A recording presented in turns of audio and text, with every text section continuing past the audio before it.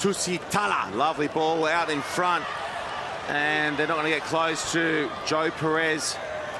So we'll do a good job of closing out the angle to stop him from coming around and putting it under the sticks.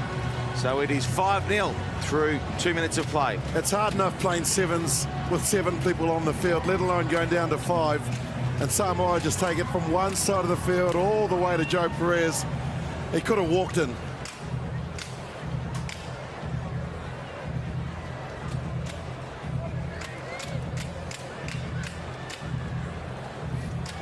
I'll tell you what, Samoa are packing some outstanding hairstyles here in Sydney. We've got Perez, we've got Danny Tusitala as well. Conversion, no good. It stays 5-0 in favour of the Samoans. What is that hairstyle called? I know, I just dig it. It's awesome. Dig it. Good work from Tonga from the restart, and it's Inisi just trying to hang on here. Time with ball in hand while they're down 2 men, and this will help. Penalty goes against Samoa. And they're going to come back to 6 players as well with Fina and Inisi on there. Good job, as you mentioned, by Lotu and Inisi doing so well, the big man. Geez, they got some big units in that 4 and 5 shirt, haven't they? They certainly do. Tonga taking it on now through Sunia. Sunia pops well off the deck. The last still for the Tongans. A couple of high tackles coming from Samoa here. Fotofili driving towards the line. He's over. Is he down? Time is off. He looks confident. The captain. You want to have a check? Boy, this is all Yes, Jeremy. heart and determination. We'll check that now. Gets there, gets it down. No. No try. Then we're going to head back to the penalty though for the high tackle. Was the first high tackle, is that? The captain can't get it down, but they'll have another swing at the Samoans here. They never went back, did they? Jeremy, it was held up, no try. That's why the Tongans are standing. No try, so I come back for the penalty there. Second yellow card, number 4. Number 4. Two high tackle in the same. Well, he's handing out cards like a croupier. Here's another one. Yeah. Don't you mean he's handing out cards like a dealer? The croupier runs the roulette table, really.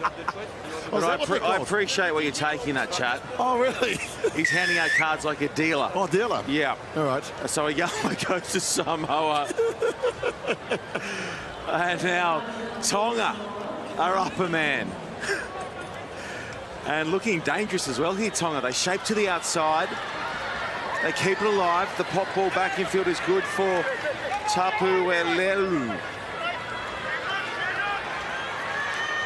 On they come, Tonga. Tonga, beautiful work for Inisi. And he got them rolling way back when. And now Fine finishes it off. Yeah, great hands as well. Lotu Inisi, the younger brother of Fine, just 19 years old. And they've got the numerical advantage, and they go down Main Street. The old Tongan sidestep straight ahead. And that's a lovely set of hands for a young man. They'll be celebrating in Longoteme, Faleatoa, Favau, which is the village of the Inisi brothers. Kick to take the lead.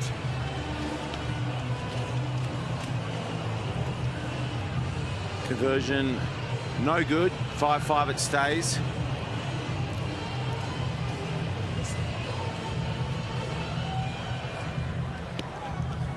Tonga.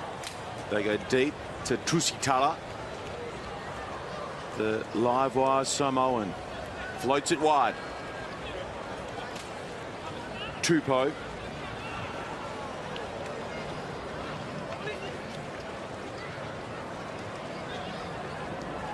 A lot of height and width on these passes. It's enabling the Tongans to get across and cover. Wow. That is some whammo from Paya. Hopefully the Samoan player is okay. It's Perez who's down. He is tough. It takes a big shot to drop Joe Perez, and he's back to his feet. Hoping it wasn't a head clash, just saw body, but there was a lot of it. He's up, he's okay. He's as tough as they come, Perez. Perez cuts back to the inside shoulder there of Tuha.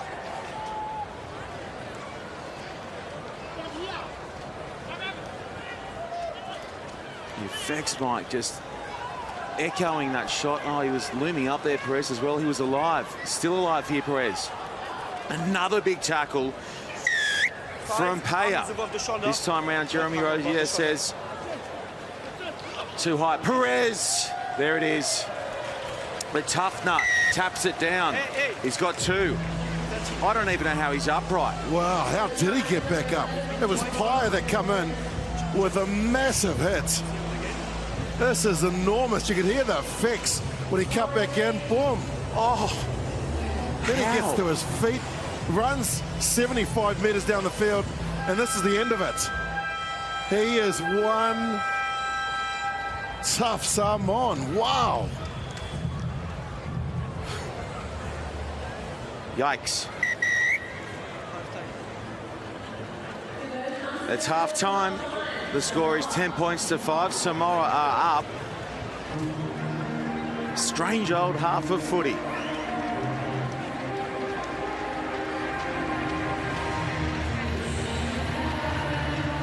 Here's another look at that shot that Joe Perez weathered in the lead up to his second try. Paya's coming across and just goes whammo. Definitely arms and shoulders. No problems with the tackle. I'm with you 100%. Willie lost another look at it. He's hanging on as he comes across. But they are enormous shoulders that Paya is packing. And somehow Joe Perez shakes it off. Visit to the chiropractor tomorrow morning. Please, guys, be smart. Use the width and then support the ball. Follow the ball as soon as you give it. We're standing and dropping and waiting. But we can get in behind them really, really quickly. So therefore we need to recycle football.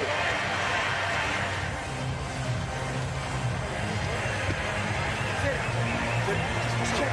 We know who our carriers are, so we just get on them quickly. Come on, we're not getting it. Be decisive. Just work out by something.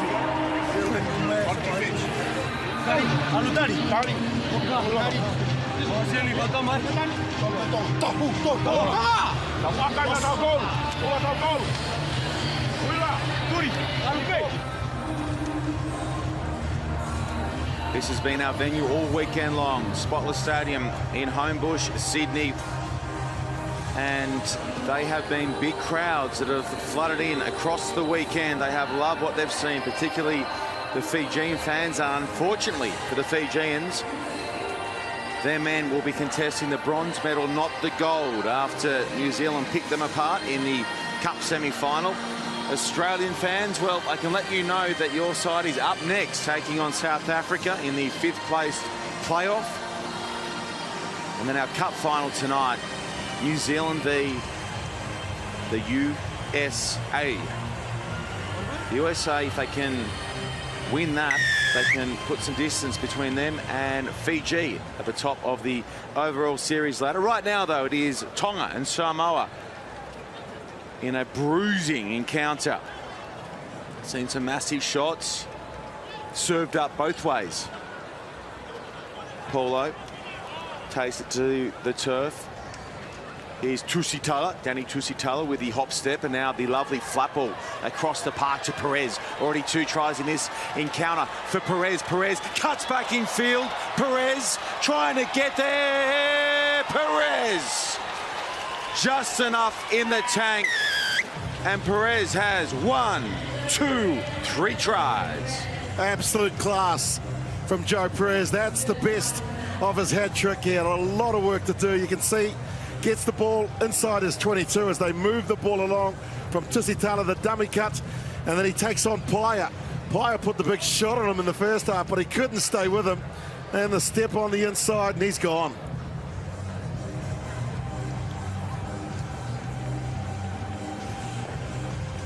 It's a miracle he's even still on the park. He's now got 3 tries, Joe Perez. Kick no good, and finally Joe gets a break from the boss, Sir Gordon Kitchens. He says, okay, grab a seat, fella. We might need you late in this one. He's putting a shift, doesn't he? He can put 2 invoices in for that amount of work he's done. He's been to your school of invoicing. It was there of former Tongan international Willie Lossag. Tonga slip it out the back. It's risky stuff. It's going to work out okay though, as Inisi releases the runners out to the right.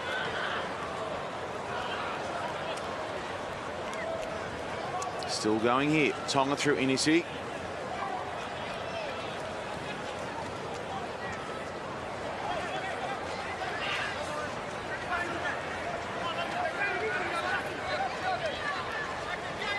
Tuha takes it into the shoulders there of Samuelu.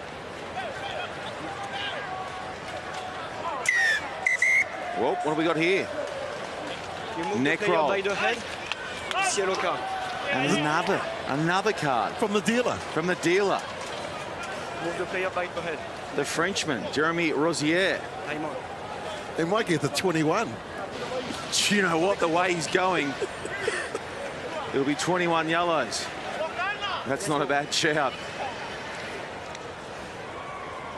He's gone card mad. Samoa, Tusi Tala. Pulls the trigger to the open side here. Upper man Samoa, Alofipo, holds his feet nicely. And now they create some space back to the left. Tusi Tala bullets a pass across the park for Tupou. He backs himself, Tupou opens up, Tupou reaches the line. All the class in the world from the most capped Samoan player. 70th event.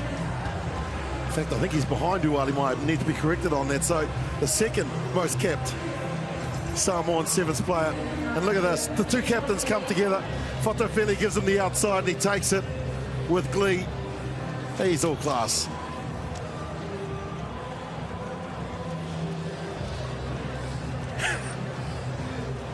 Pass.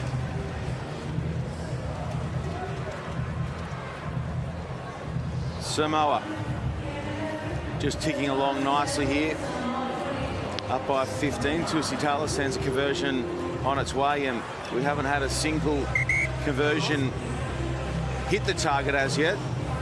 Difference is 15. It's still 7 on 6 for the next minute.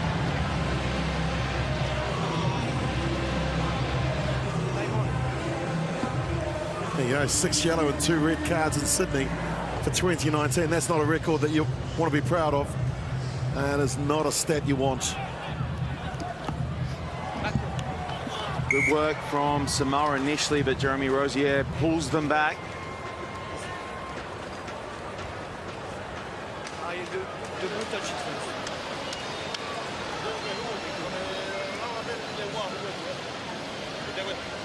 Okay, a reminder of what's to come tonight as we close out the 2019 HSBC Sydney Sevens. A little later, we have Australia taking on South Africa in the 5th place playoff.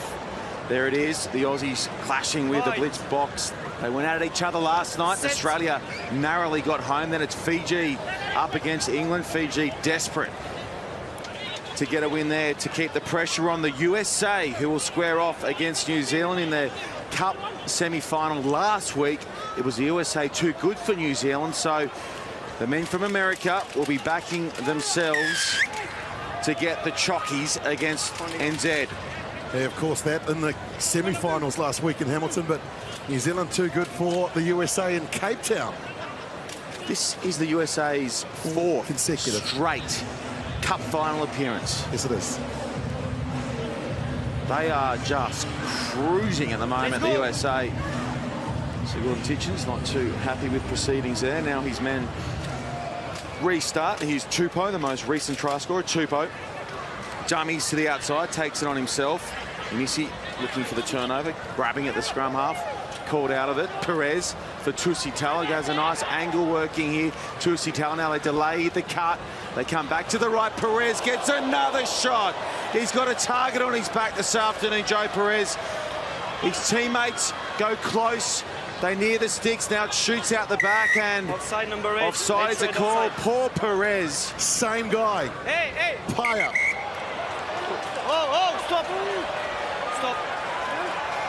I don't know what Joe Perez has done to draw the attention of Fatuli Paya, but he has just been going whammo all night long.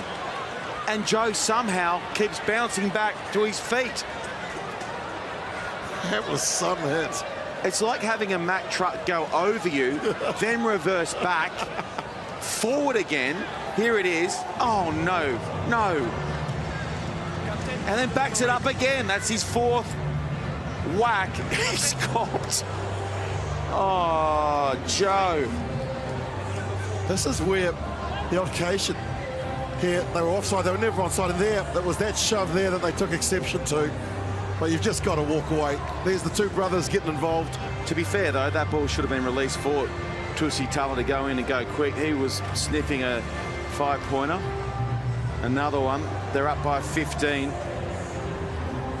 Might be just another card. Otherwise, I have other phone. Okay? Thank you. We stay there for the penalty. Offside number 8 on the rock. Honestly, what's Joe Perez done wrong? What's he done to Big Payer? Oh. Someone grab him a Panadol. I think Paya's taken exception to his hairstyle. Well, maybe the hairstyle is what's cushioning the blow every time he hits the turf. Okay. 15 points the diff. Tupou delays the switch, and there's more venom from Tonga. Now, that was knocked on by Tupou. That's a bad miss from the veteran. Well, they've got to keep their discipline here, Tonga. Last thing they need is to finish the tournament with another red card or any other coloured card. So keep your composure. Controlled aggression is what they I need. didn't say anything, so up, both up. Crouch. Bind. Set. This closing minute looks like it's going to get spicy.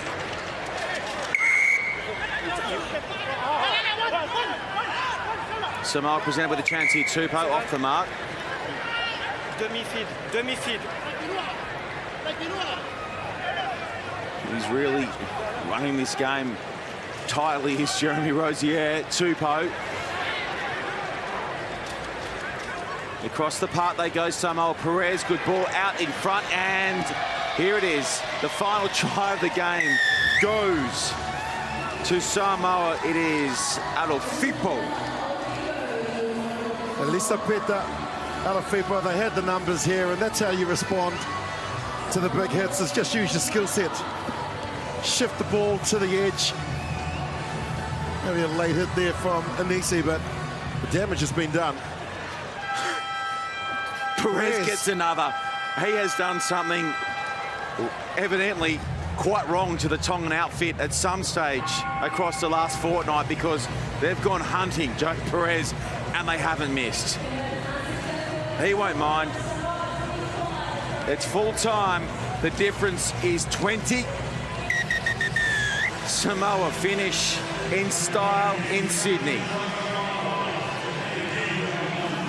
Next up, it is Japan and Argentina. In the commentary box are both Drew Mitchell and Greg Clark. Thank you, Sean. That's the scene over Spotless Stadium in Sydney, the business end of the tournament. Day 2 of the Sydney Sevens, 4th event on the HSBC Sevens World Series. And we are counting down to the big one, the Cup final. But first of all, coming up next, we've got Argentina and Japan. And this is the Challenge Trophy final. Japan on the left, Argentina on the right.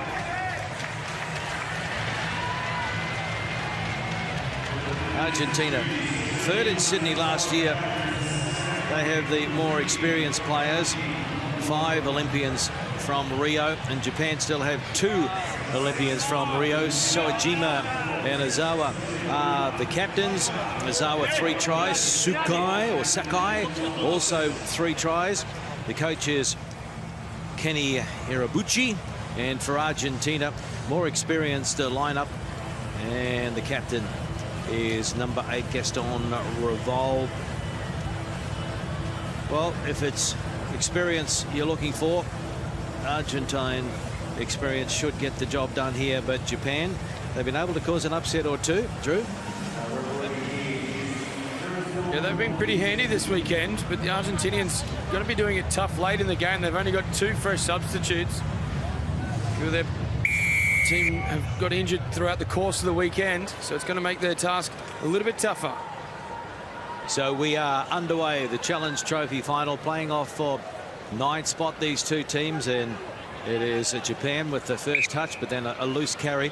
Yeah, they have injuries. They are the walking wounded at the moment, Argentina. Mateo Carreras, Franco Sabato, and Marcus Moroni injured. Lorenzo Barbier was also injured yesterday. So Fernando Luna and Santiago Maure are on the bench, so they might see plenty of time, you would think. Yeah, you would think they'd have to rotate their players as much as possible to get the fresh legs out there.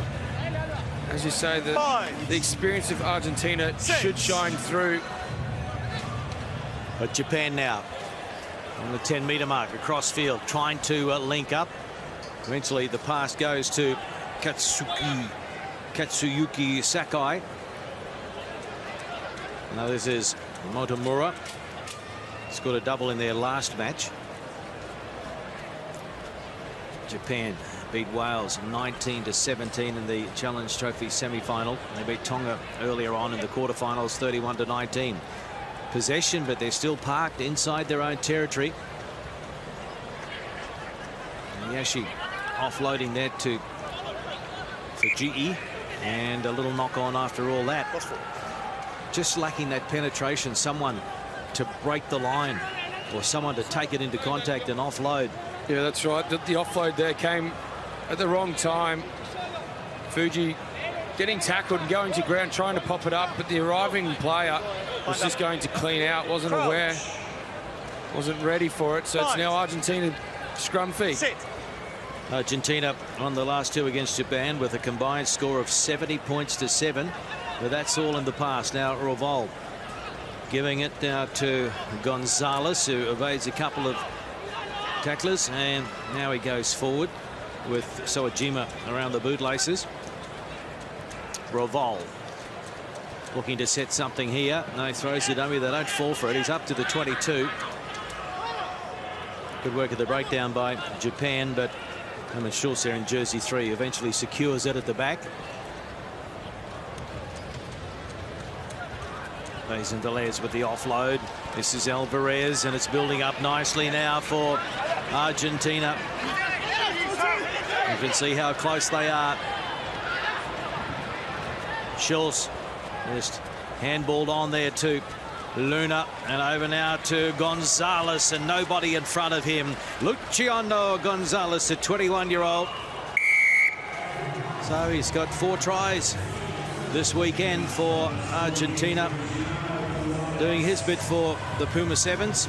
Absolutely, that was one of his easier tries for the weekend, but great build-up play from the Argentinians. Patient play, just retaining the ball. Good awareness there. Sakai was shooting out. Just let the ball go through. And then to this man, Gonzalez, toying with the idea of perhaps trying to pass it to one of his teammates to go a little bit closer around to the post, but decided just to dot it down. So it is 5 points to 0, Argentina over Japan. Japan did beat Argentina in Singapore last year, 31-24. That ended a 13-game winless streak against the Puma Sevens. One in the air there by Fujii. Red position, roll. The penalty goes to Japan. Noguchi. Soejima. Well, it's a real Harbour Bridge pass, real loping pass, but it sits up for Naoki Motomura. So Ojima thought he spotted a gap. Taken by Schultz, but the offload was good. And now the foot race is on, and Revol gives up. And so away they go. Katsuyuki Sakai, the 30-year-old. He has got 4 for the weekend in Sydney. 34th tournament. And the veteran puts it down.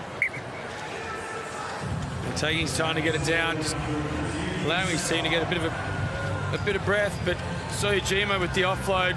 And as soon as this man got him behind Sakai, there was no one going through and chasing him. Good response from the Japanese. Argentina have controlled possession, but the moment they get an opportunity, they've taken it, they've capitalised. There's the extra 2 from point-blank range, so it's 7 points to 5. And Japan all-time tries. Sakai on 63. Nameki 43 now. Nameki playing for the Sunwolves in Super Rugby. And some Test Rugby as well at times. So this is a good first half so far for Japan. They broke a 12-game losing streak when they beat Samoa yesterday in pool play. Herman Schultz falling awkwardly there for Argentina, but they say play on. And out here it is Daizawa inside. He's got support as well. He won't need the support. He dots it down. Had a defender on the back of him, but they will check. And it is a yellow card for Santiago Alvarez. Try. And James Dolman, the New Zealand referee, just wants to know if it's a try or no try. Did he get it down? Did he have control, Drew? It looked like he had the momentum. Be interesting to see the grounding. Alvarez getting sent to the sin bin for a late hit. Not initially. Oh, well, he had the elbow on it. Did he lose control beforehand? They'll have to have another look at this. Great work there from Valles. James, no try. Yep. The player has lost the ball forward. Okay. Guys, it's a no try. It's been lost forward, but we're going back for the penalty for the late tackle. So no try, but they get a penalty. A late tackle, and that resulted in the yellow card to Lautaro Bezin-Velez. Another look at it here. Hammer time at Spotless Stadium. Yeah, they're the bad ones when you're not expecting it.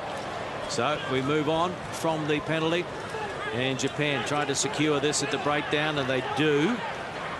They go to the short side now, and Ozawa just manages to snow. The flag is up. Touchline beat him. Both players are down. There's great cover defense there from Valles. He's getting right underneath, good technique. He really only had one way to go. Just getting a great shot on there. Foot's on the touchline.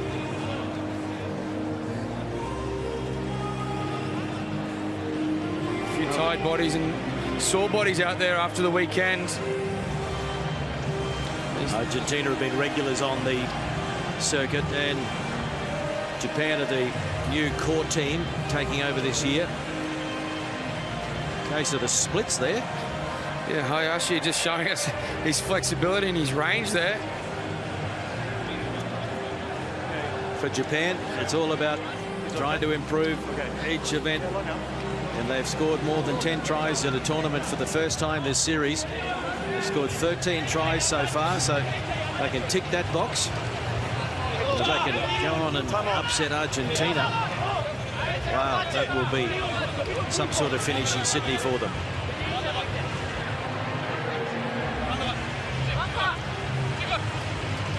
Bezin-Velez, he can't find the target. More possession here for Japan. And they're very quick to put it through their hands as well. Nagasawa getting it out to Monomura. And that's pretty poor in the end. Knocked on. Scrum blue. Yeah, that was disappointing from the Japanese. They're a man up with Alvarez in the naughty chair. They just tried to rush it a little bit too much there, the Japanese. They knew the space was out wide. Guilty of putting their teammates under pressure and just shifting it along.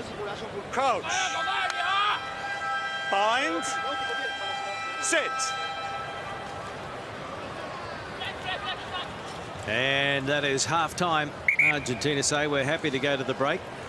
Couple of points down. One try apiece. Half-time in the Challenge Trophy final, and it is Japan 7, Argentina 5.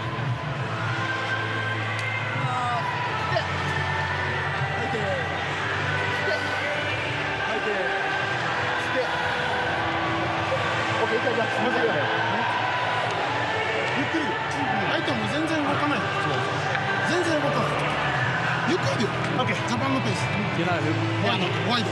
インサイドに入ってくるのやめましょう。もう外で勝負できるから、ボール持っても真ん中に来ない。もう外で。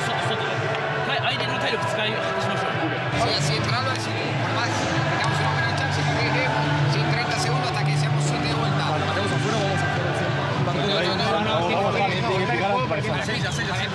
Al fondo. Pero mantengamos posición, salvo que hagamos una muy buena diferencia, mantengamos posición en esta recepción. Así que bien cortito, recibo, Apache, corto, un buen número 2 y ahí saco la pelota.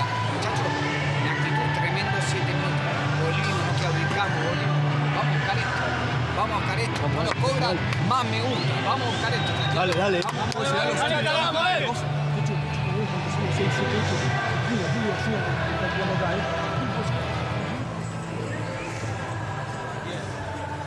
Cooling down in Sydney, and the players are appreciating that. Fans certainly are as well.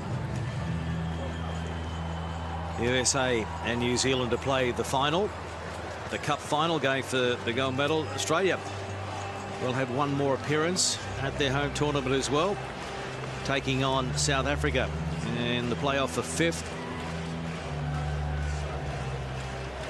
Australia, South Africa, 5th place playoff. We've got the bronze medal match as well between England and Fiji. And the big one, New Zealand versus the USA. Rematch from the Dubai final late last year. Angus Gardner, Australia's #1 referee, lending a hand on the touchline. He'll be controlling the Six Nations match between Wales and Ireland. So congratulations on that appointment to Angus Gardner. Another Aussie referee, Nick Berry, also controlling matches in the Six Nations as well.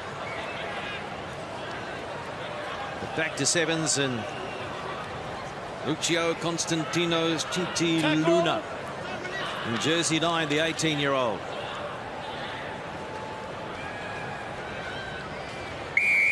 There's a high tackle there.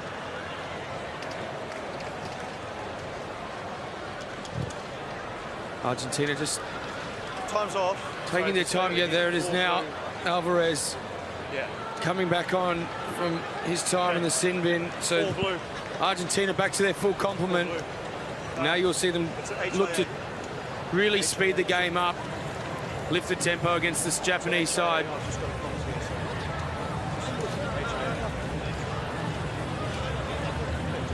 Confused look there. He's been sent for a HIA.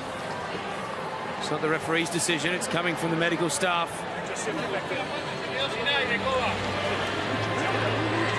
Santiago Mare leaves the field. Fernando Luna is out there in jersey 1 in his place. So Mason Velez finds touch on the far side.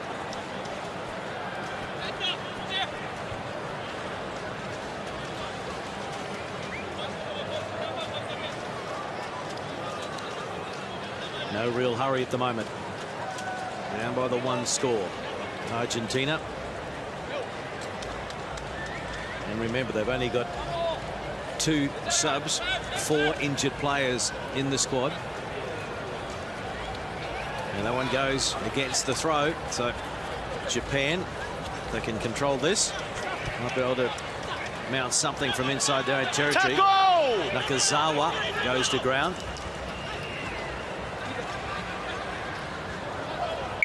Hayashi, it's forward.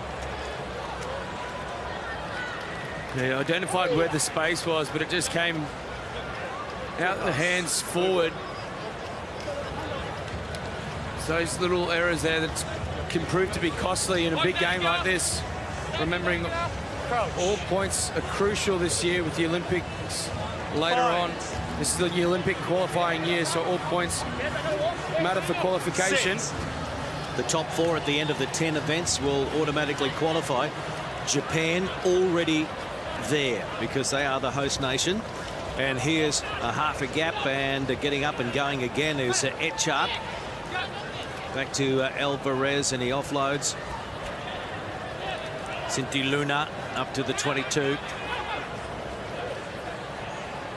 Now they'll look to try and find some space out wide.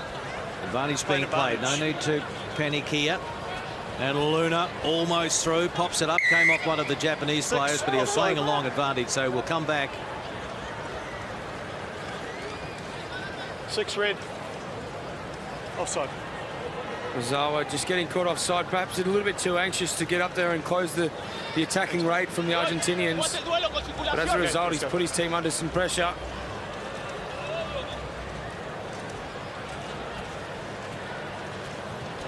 Play and move here. Let's see what they can come up with. Echardt allowed to run, and now he delivers out wide, and there's a man over, and it's going to be Fernando Luna scoring in the corner. So Argentina are back in front. 10 points to 7 with the kick to come, and 4 tries this weekend for the 28-year-old. 40th tournament. Right from this tap play, the Japanese had good line speed, but just overtracked. You see each of them every time they went back against the grain on the inside, their shoulders were turned too much to the sideline. They couldn't recover, and that's where Argentina had the extra man on the edge. Just need to square up a little bit more. Be more north to south rather east to west.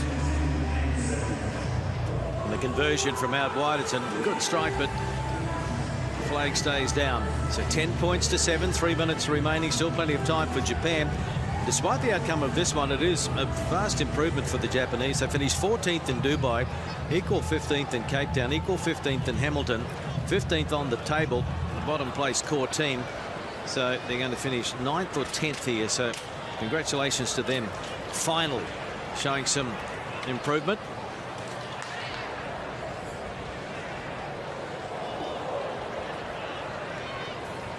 Bit of an awkward landing on that occasion. Yeah, knocked on in there. Alvarez just going over the top there. There's nothing in it, of course, but just looked awkward. Red 3. It's a bit of a scorpion there. Red 3 substitution. With the yellow boots as the stingers. Look at that. Not very gracious, was it? Almost got the arriving Japanese player too in Find up, please. Nakazawa. Very good. Crouch. Rio. 5. Fujii has been replaced. And so Japan looking to regain the lead. Nowhere for Naoki Motomura to go. Short side. Hayashi releases the ball and goes again. Gets it out to Nakazawa.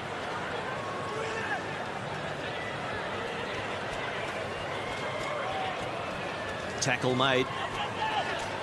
Gonzalez strapping the man up, ball and all. Noguchi thought about one way, went the other. And good line speed from Argentina as Gonzalez goes up and wraps up his man again. Noguchi unable to penetrate there. Nakazawa, and the penalty goes against Japan. Holding on. Gonzalez, he's been huge for the Argentinian team all weekend. Not just with his try scoring, but his breakdown work's been fantastic. Scrum. Winning the turnover there. Argentina have elected for a scrum here. Perhaps a bit of a ploy to wind down the clock a little bit.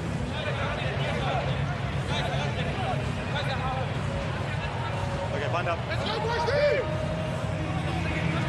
You would think it's the last opportunity for both sides. Japan needing to get their hand on the ball. Set. Velez gives it to Alvarez. He goes to ground. Schultz bumped out at one. Velez, and who wants it? Schultz comes through. Herman Schultz.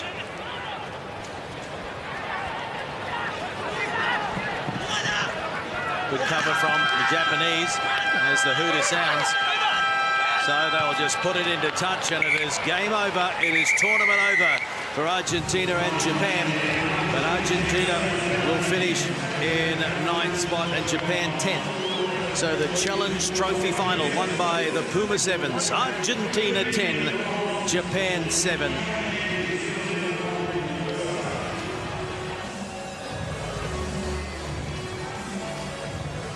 Kameli Sojima taking a while to get to his feet. So an improvement for the Japanese. And for Argentina, well, they started this tournament 9th on the ladder, so they might stay around that area on the ladder. 11th in Hamilton, so slight improvement for them, but they did run out of players towards the end, didn't they? And they were very lucky not to make it through to the top 8 because Australia just pipped them on points differential yesterday. It could have been a completely different story for the Argentinians.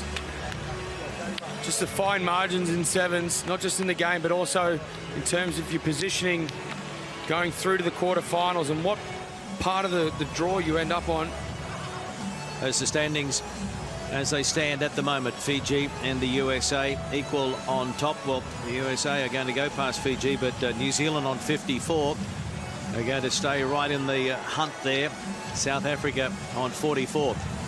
The top 4 at the end of the 10 events on the HSBC Sevens World Series will automatically qualify for the Tokyo Olympics in 2020.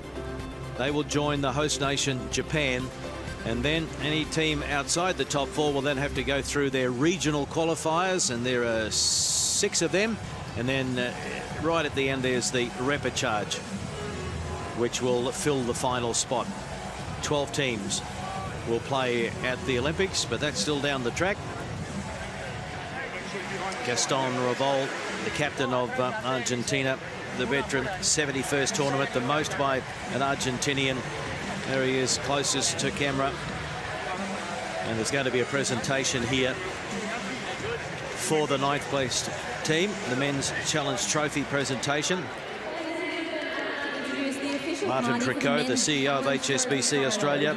Brett Robinson, World Rugby Council member and EXCO member. And Raylene Castle, the Chief Executive of Rugby Australia, will be there to hand out the medals. Raylene's in her sevens dress, she told us today.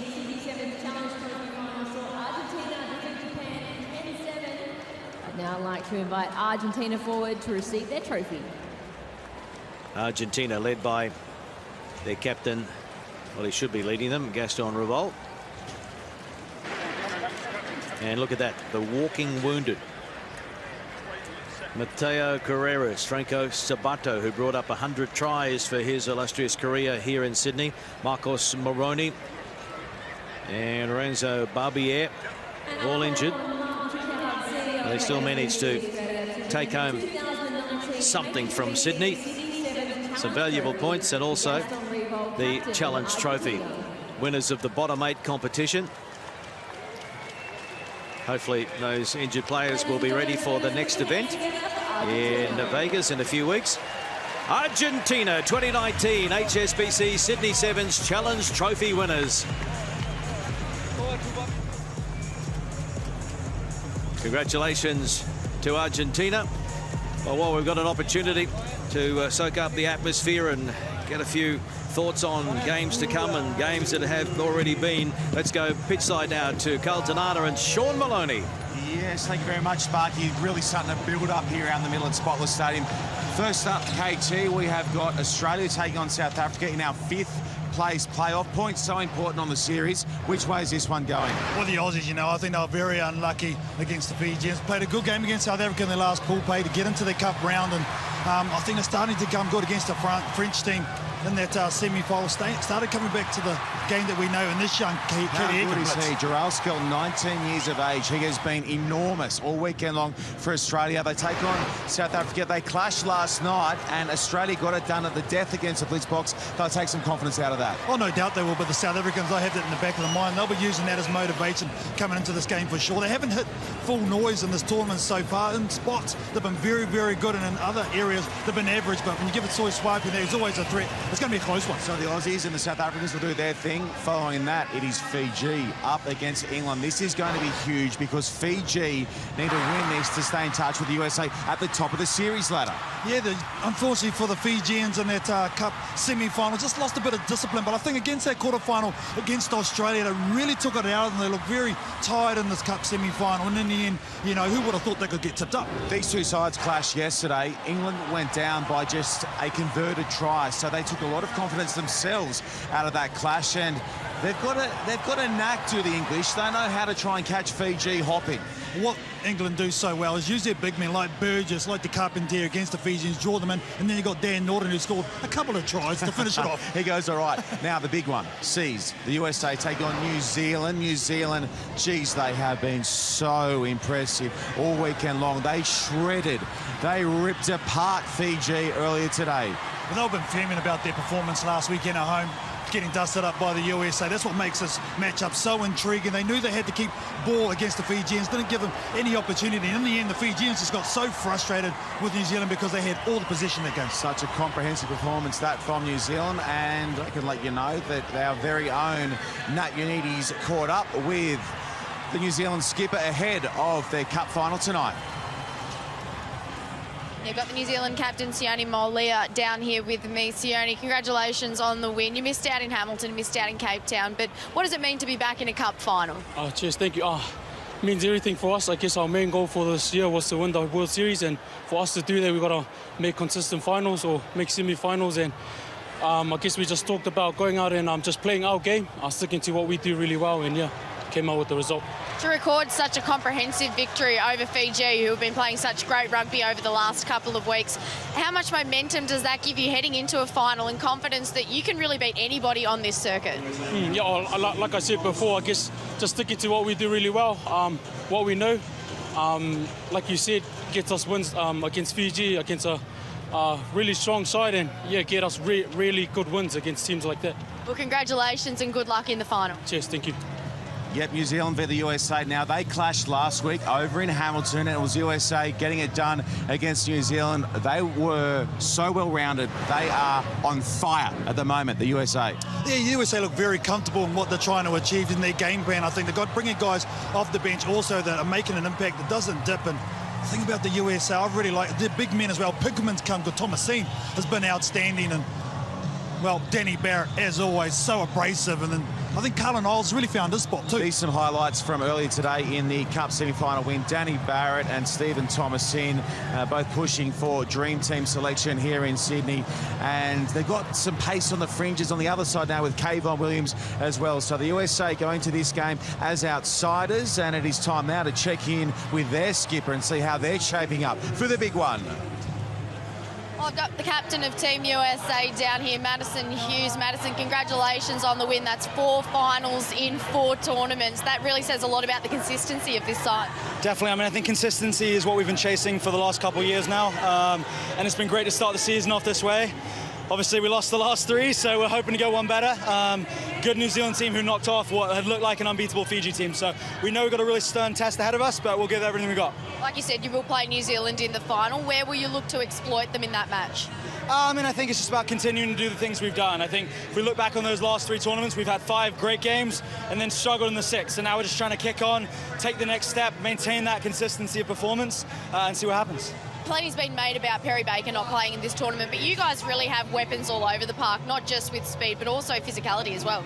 No, I think it's a really good balance. We got to a team and we got the power guys, Danny Barrett, some steppers like Martin Yosefo, and then, I mean, having Carlin Isles to come in and replace the best player in the world is a pretty good luxury. So Carlin's been absolutely phenomenal since Perry's injury, and has really helped continue our attack to have the structure that we wanted to. Good luck in the final. Thank you.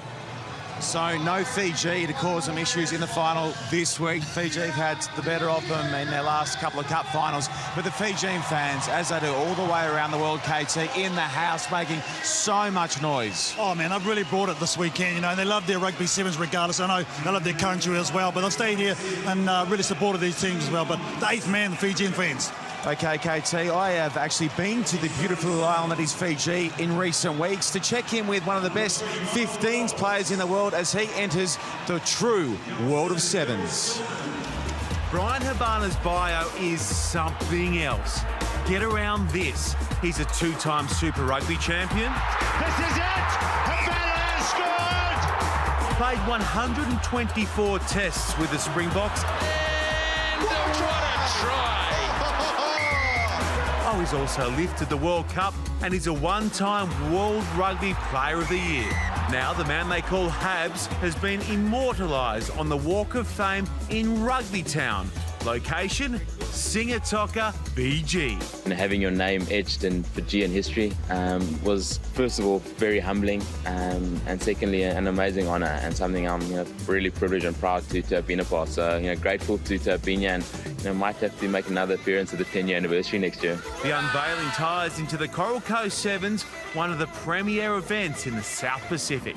Looking at the actual talent and being able to describe it, it's pretty difficult. I think it's eye-catching, first and foremost, jaw-dropping, secondly, and thirdly, absolutely phenomenal.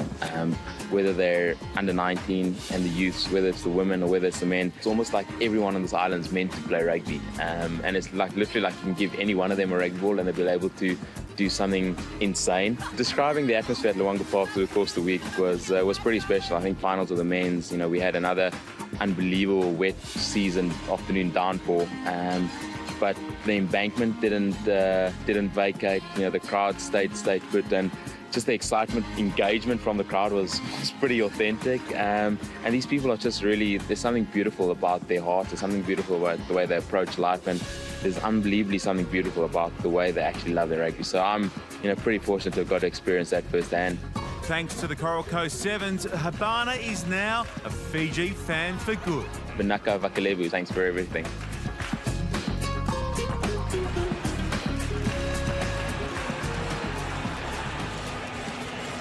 Well, it's the playoff for 5th place here at the Sydney Sevens. Coming right up, Australia, the hometown heroes, up against South Africa. They played last night in the pool stages, and it was the Aussies getting the chocolates, 29 points to 21. And this time they play off for 5th place. The crowd filtering in to Spotless Stadium. And here's a look at the two sides. Wallaby legend Drew Mitchell joins me. Drew, both sides this weekend have been impressive. Yeah, they have been. None more so than I've been really impressed by number 7 for Australia, Gerald Skelton. He's a young guy, but geez, he stood up in their last match. We're really keen to see what he can come up with against South Africa. As you said, it's a replay of a match that happened pretty much 24 hours ago. On this occasion, Skelton's getting a start alongside Michael Wells, also getting his first start for the weekend. Australia have a couple of injuries in their ranks. No Ben O'Donnell, Josh Coward or Maurice Longbottom. But the South Africans with a full complement. So points all important this evening here at Spotless Stadium. Olympic qualification year. And you want to finish in that top 4. South Africa sitting in that 4th spot at the moment.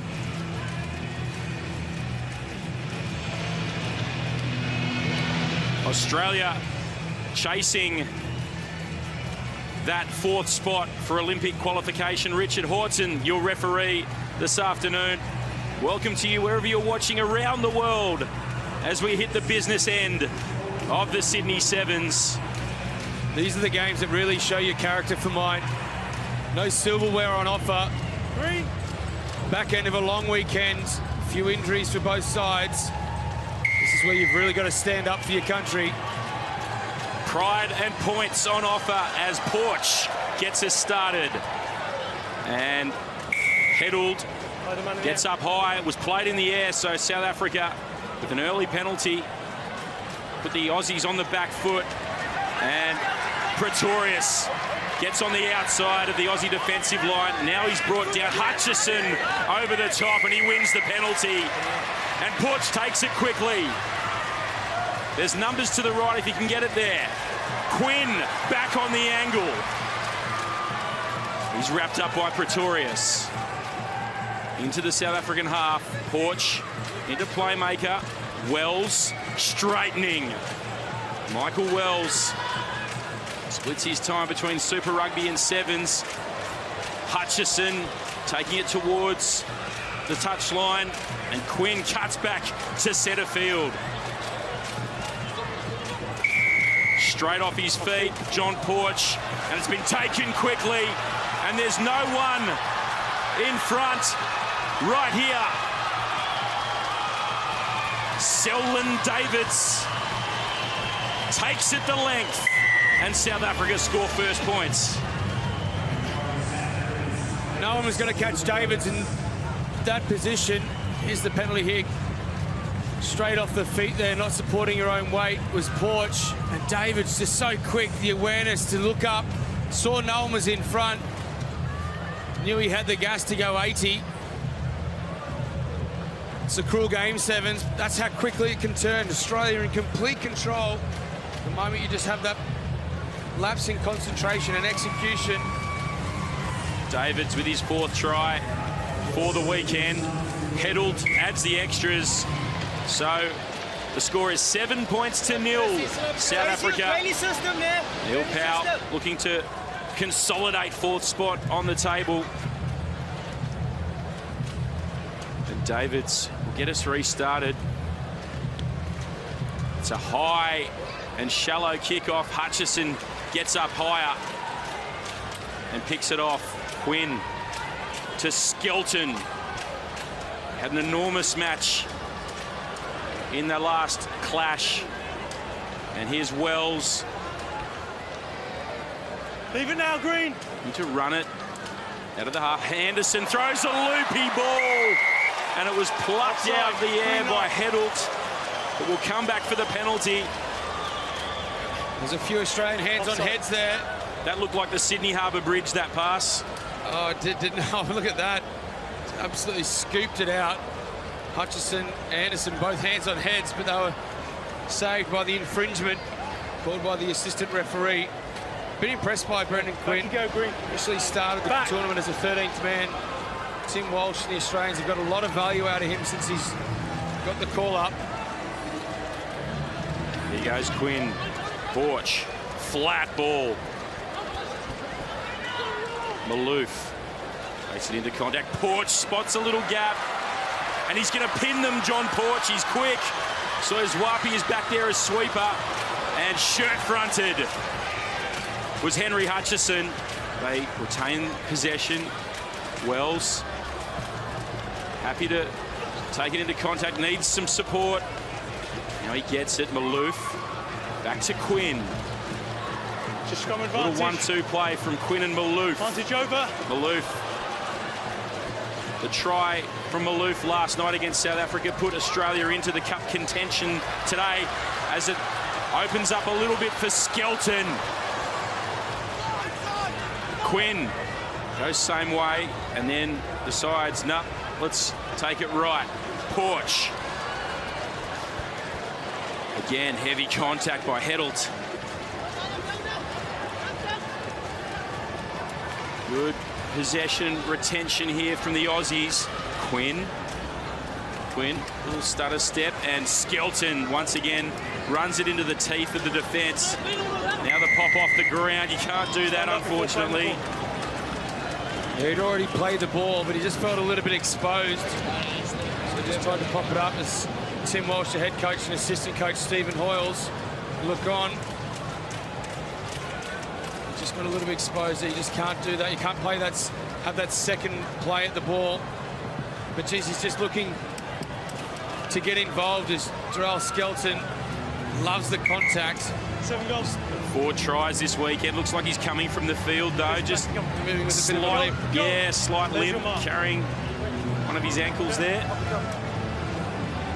Probably carrying both of his ankles, Andrew. Thanks, Drew. They are attached. Dr. Mitchell, thank you. It looks like Kennywell is going to come on for Quinn as well. So a couple of the big fellas on the field. Parahi on for Australia as well.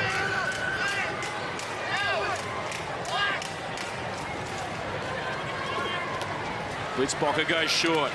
Davids once again wrapped up. Wells and Parahi. Heddelt. Well covered by Kennywell. Now they come back near side.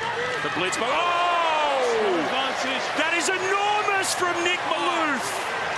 A bone rattler. He is still down. And a chance for the Aussies now to break out. Oh, defence wins matches. Hutchison over halfway. Nick Malouf got the shoulders working. Parahi straightening. Kennywell has a little look right, goes left. A 2-on-2 again. The power game coming from the Aussies. They go quickly through Malouf. They're going to beat them with big muscle. Kennywell, a couple of metres short. Parahi. Porch dives over for the Aussies' first try. Swaney, what about that sequence of play? This man, Tawal Kuman, who's just absolutely been monstered by Malouf. I beg my pardon, it's Stedman Hans who gets crunched by Malouf.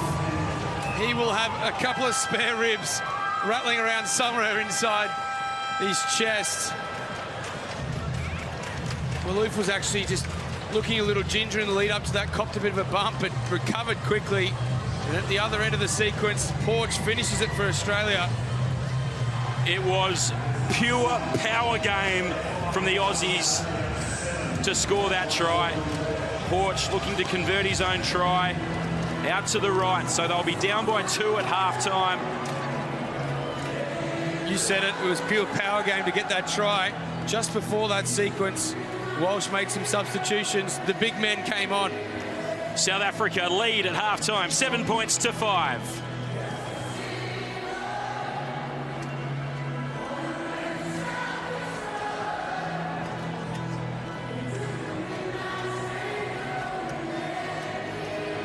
Players are going high on it. You've got to be there first and support. Exactly what Hutchison in the first minute. Centre field, flatten up, okay, and run with intent. Just sit there waiting for them. Don't let them dictate to you. You go to them, okay? So from the edge, a little bit deeper, 2-pass shift, and then look. Centre field, flatten up with width, okay? Defensively, just keep working hard, working in threes, okay? In those threes, you've got 1 bullet, 1 kill. Inside Hunter, okay, and then the third play on the offload, okay? NTR, boys, got to win this one, eh? Right, boys. Let's come back. Let's give him it. After part, just be positive drivers. Became good. What's the dog like? Because very positive. Because very ball boys, huh? Boys, what's the focus? What the yes.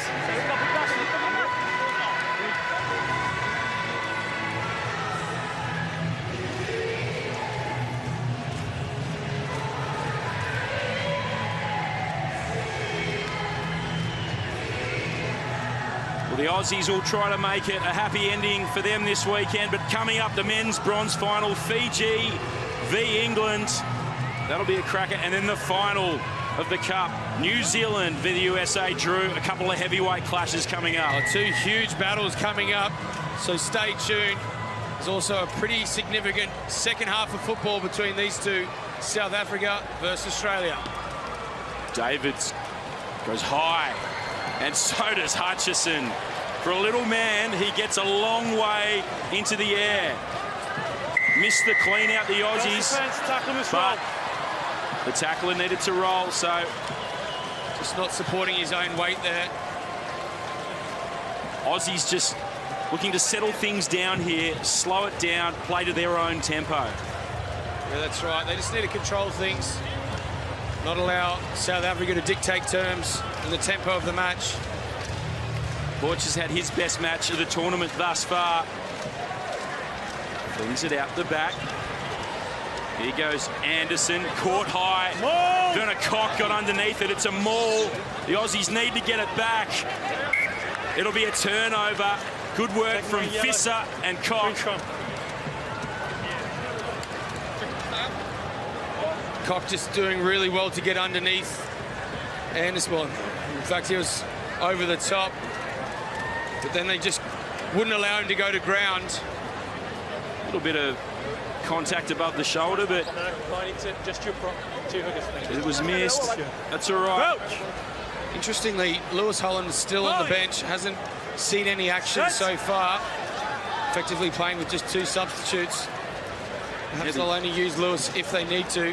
The Aussie captain on the pine, Koch, who's been one of the best performers this weekend, gets wrapped up by Parahi, and he wins the turnover. Jesse Parahi, huge play from the Aussie big man, and they go short side. Back to Maloof. There's space out here if they can get it there. Wells out to Anderson for the corner. Wrapped up well by Davids. And Wells with the clean out, but there was no one there to retain possession for the Aussies. Oh, Anderson wins the turnover. Wells. Penalty advantage. And Kennywell bumps off Chris Dry. Parahi trying to win the ball back. No advantage. Another penalty for offside. Back-to-back penalties. Got a fast one. Richard Horton just telling Kennywell to settle down. Tackler. Richard Horton there, just wanting to get his own breath back, I think. This has been high octane. It has. The breakdowns are vicious from both teams. So quick to get over the ball. So many turnovers are being forced. It's a crucial part of the game. Porch looking to work something here. Wells to Maloof. Maloof, oh, he was caught high, but he's powering his way towards the line. And he's over, Nick Maloof. Thank you. The Aussies are confident. Timo, try yes or no, please. Nick Maloof, the University of Queensland club, and had spent some time with the Leicester Tigers, and he powers his way over. Selvin David's doing a great job, but just unable to do enough. Richard, when you're on the screen, I have a decision. You may award the try. Aussies retake the lead at the Sydney Sevens, playing off for 5th. All important competition points on offer. There's a good little set piece move here. Wells switches it back to Maloof, and then he sees an opportunity to square up. Zane Davids opting to just give that tackle a miss. Selvin Davids did his best, but just wasn't quite able to hold him up. Porch can't have the extras, so still only 3 points in it. Tim Walsh and Stephen Hoyle's looking on. I'm not a lip reader, but I feel like I'll just ask, thinking about putting Jarrell back on for Jesse Parahi. Would like to see Jarrell Skelton just get one more crack in the Sydney Sevens. Lewis Holland, there's no indication that he is injured, but hasn't seen any action yet. Big take from Davids.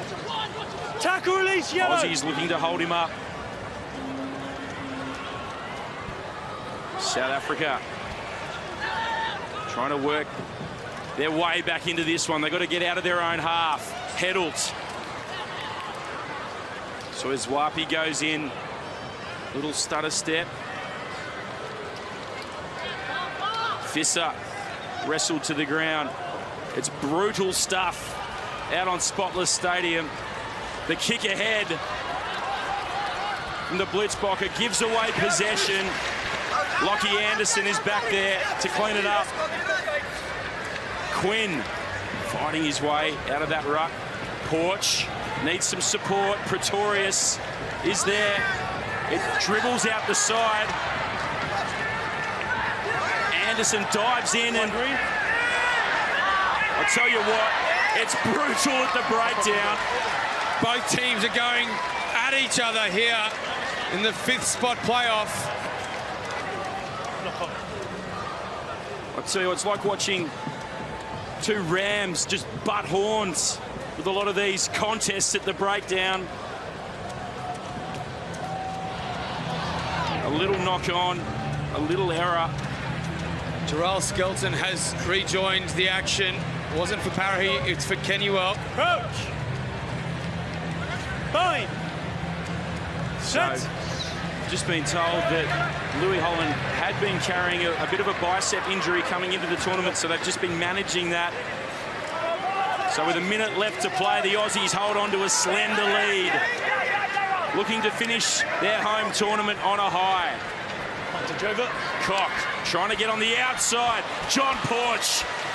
That was a belter of a tackle. Desperation. Dry. To Fisser.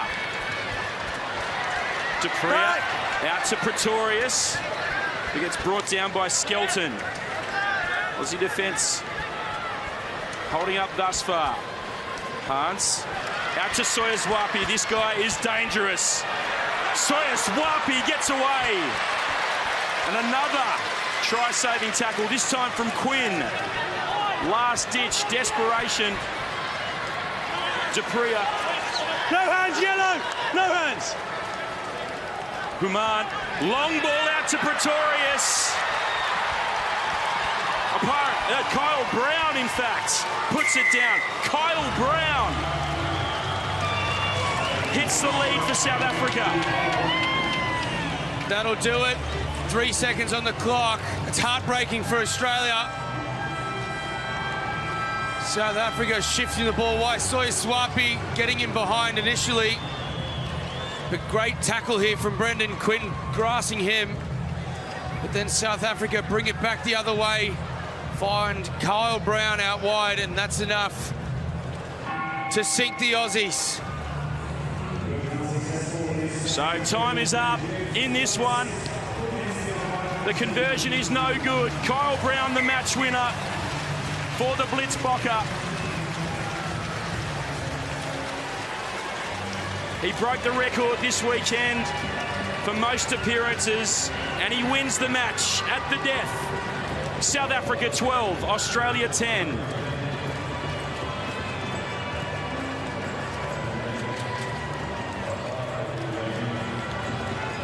Kyle Brown, there he is. There's a new record. His 69th tournament. And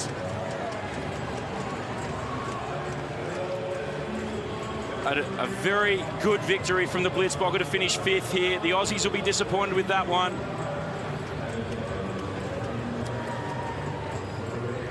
So there's a look at your stats.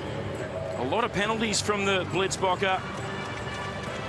Just an error apiece. It doesn't take much to win these games. Let's get some reaction from Natalie Yanides. Yeah, I've got the match winner down here with me in Kyle Brown. Kyle, congratulations on the victory. Also a milestone tournament for you as well, so a nice way to cap it off.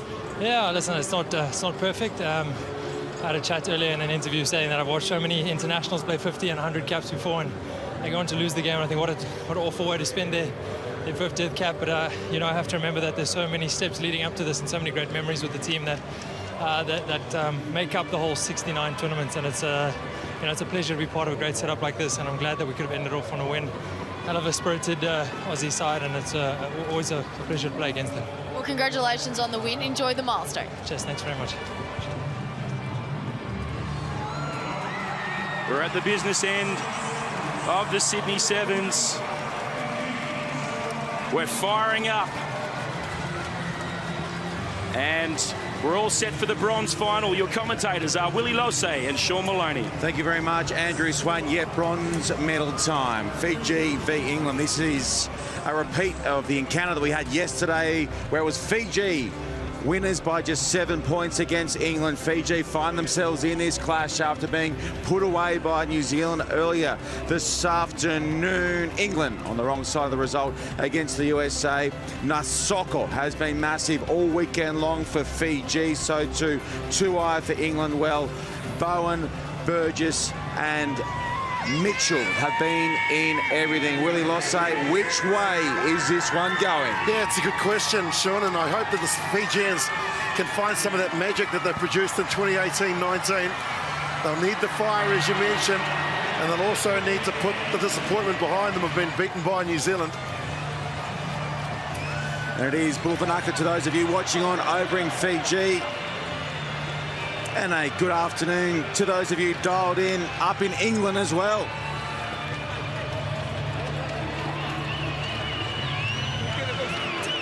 So this is our bronze medal game from Spotless Stadium in Sydney. Stop 4 of the HSBC Sevens World Series.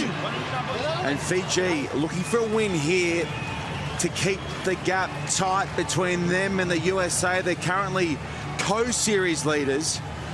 But with USA progressing to the big dance tonight, Fiji now need to win this to stay in touch. Richard Kelly, our referee for this matchup. We've had it rocking all weekend long here at Spotless Stadium. It's go time for Fiji. Can they rediscover some of that touch that they had in their cup quarter and through their pool play yesterday? Tuai settles in. England, right to left. Mitchell, ball in hand, and we are moving and grooving. Olafella gets up and gets a handle on it too. Brought down by Edwards. Edwards ridden into the turf there by Vakurunambili. Olafella in a scrum half. Mitchell for Burgess. Burgess working the fringes. Good hands from Bowen. Slips past the first up tackle. Mitchell.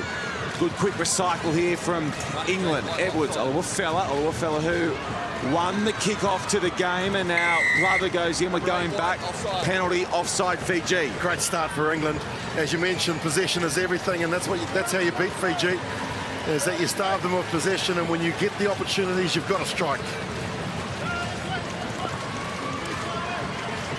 England just slowing the tempo down for the moment. Mitchell sets his runners. He calls Edwards a little tighter. He just adjusts, and here he goes, the man who orchestrates everything for England. Mitchell sweeping around behind Glover. Glover's such a great offloader. He can offload like a Fijian and fends hard too. Burgess, the dynamo in the red headgear, gets 6 away. Good weight at the back there from Edwards. Mitchell scanning for options. Mitchell delays the cut for Glover.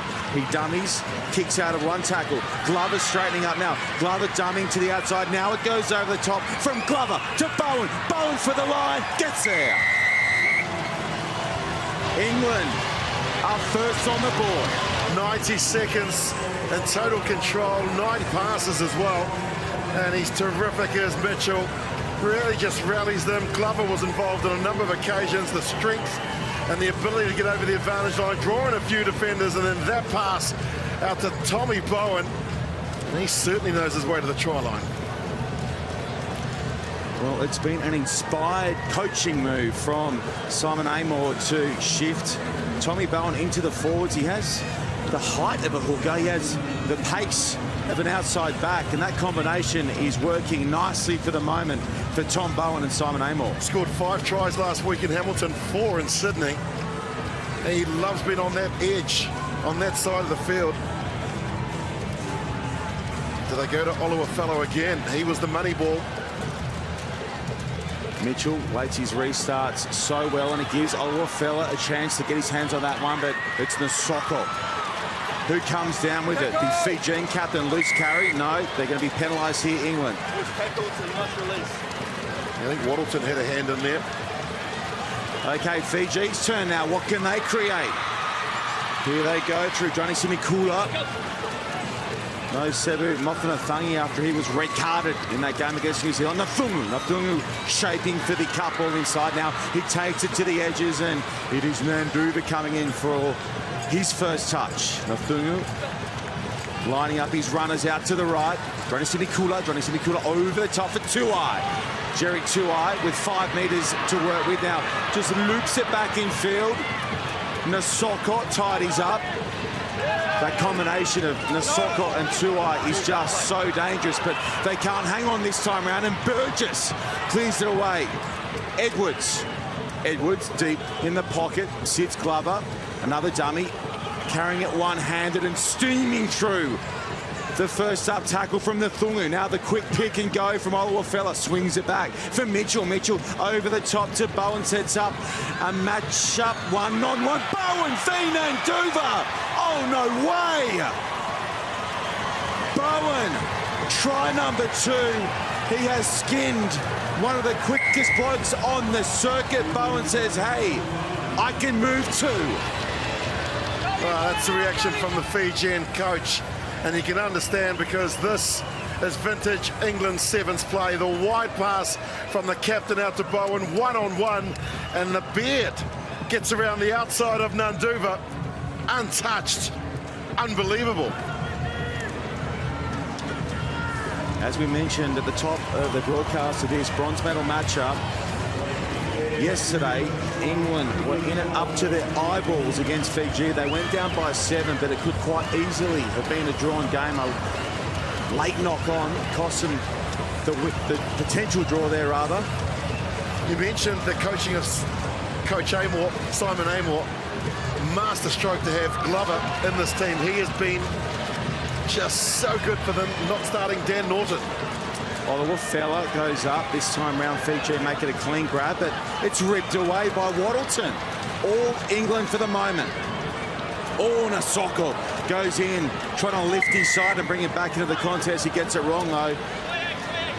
He looks mad now, the skip. Well, it's working for England, isn't it? Bowen on one edge, Glover on the other. It's normally Norton. But boy, Glover's got involved in everything. Here's where the penalty was given. High tackle the call against Kaliona Nasoko.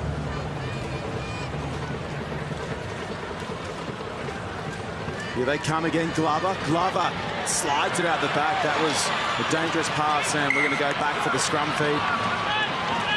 Mitchell wore a Fijian shoulder on that occasion. Gets up and says, hey, no dramas. I'm used to it. Nice piece of Sevens sportsmanship as well. Fakuran Umbili getting up and shaking hands with the English captain off screen. Boy, it's physical out there. Fijian fans trying to lift their side back into this contest, down by 12. Starved of field position. Tuai goes short side to Nanduva. In turn, sends it long in field for Nathungu. Nathungu ghosting across the park. Gets it away for Johnny Sinikula. Johnny Sinikula. Good carry. The defence up to it for the moment from England. Nasoko. Nasoko with his trademark skip step towards the line, and Vakunan Billy loses the handle. Mitchell sent to touch, and just a couple of errors creeping in here that we're not used to seeing from these Fijians. And it's Waddleton again getting involved. Watch this. The hand coming through and losing it there. That's where it's drifted forward, so great defence. Fiji just need to be a little bit more patient with the ball. They were near flawless last week in Hamilton. They produced one of the most comprehensive, well-rounded performances we've ever seen in a cup final, destroying the USA. It was a shutout. But on day 2 in Sydney, just showing some signs of wear and tear. Mitchell, grabbed there by Tuai. Do they just concede here? Up by 12 at the break. Burgess goes deep. Oluwafela calling for out wide. Glover. Glover beats the soccer initially. Finds Burgess. And away skips Waddleton. Ethan Waddleton to halfway. Tuai jumps on his back. Mitchell. Glover. Wide is Oluwafela. Right now, though, they're going through the middle through Will Edwards. Will Edwards looking to make it a 17-point game right on half-time. Mitchell and England have dominated from the outset. Tuai look for the turnover. Oh, he's a genius. That is great play from two wide. Here go Fiji. Nanduva, okay, here he is. Nanduva, the bloke we call Mr. Nitro, missing the strike on the Gilbert, and now it goes back for Burgess. What about the motor on Burgess? He's everywhere. There's no off switch on the back of that unit. Great chase to get back in numbers. Oliver Fella, well, he's like a teapot at the moment, hands on hips. He's exhausted, and England will just kick it out, surely. Yeah, they've had enough. They're up by 12 here against Fiji. It's been end-to-end, side-to-side stuff. A well-earned rest, 2 minutes of downtime coming up at the break. It is England clear by 12.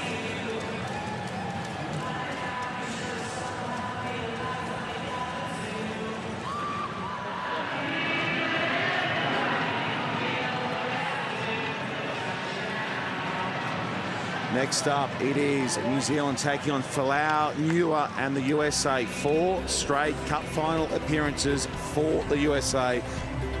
Kurt Baker looking to stir things up with his try celebrations. He really got under the skin of the Fijians this afternoon. He's a pest. He's a champion, but he can be a complete pest out in the middle. We love him. Kurt Baker, Pinkelman, Yosefo. They've been massive as well. The last couple of days for the USA, it's a very settled, very composed England outfit going about their work here. Gareth Baber, what's he got to say? Ball in hand, set, nothing different, let's go out there again. First score, what's our next job? Win the ball off the kickoff, then we go and score. 12, we get this first score, we're back in it. Okay, we've got to work out for this first score. Subs coming on, lift the energy, set. Come on, let's go again.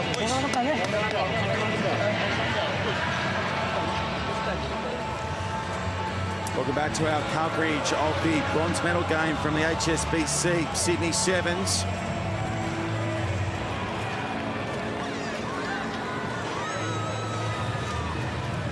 And it has been an unreal weekend. World-class sevens, as you'd expect. The Australian women finishing with silver. Gold went to New Zealand.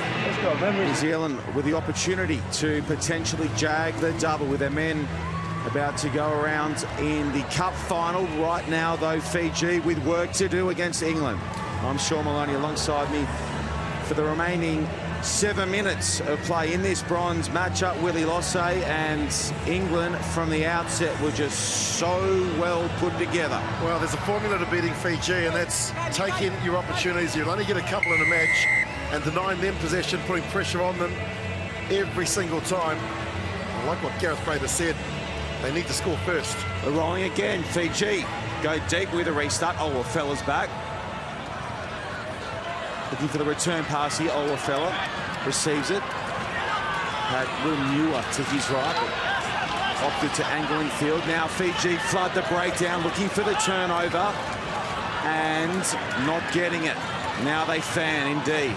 Mitchell bullets that pass back for Burgess. Burgess shaped to pass. Who's with Burgess? Sets himself up for a little match race with Tuai. Burgess desperate for help. Tuai bounces to his feet, looks for the turnover. It's going to fall here for England. Away goes Will Muir. Will Muir striding out. Muir. England run out to a 17-point lead. Kick to come. Well, maybe they've taken some inspiration from their 15-a-side team with their victory in the Six Nations against Ireland, but Phil Burgess is one of the best in the business. He's one of the hardest working players on the circuit. They go to ground, and then Will Muir, the mechanical engineer by trade, goes over.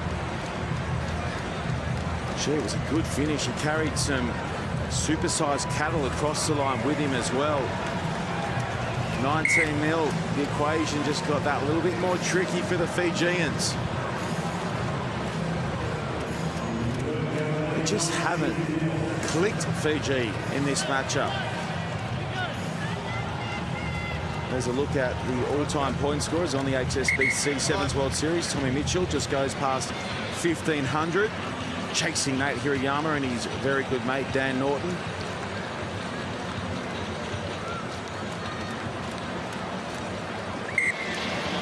Aluafella off for a squirt of H2O. Now Mitchell goes a little bit too deep this time round. We're back to halfway. Free kick Fiji, 5 to run.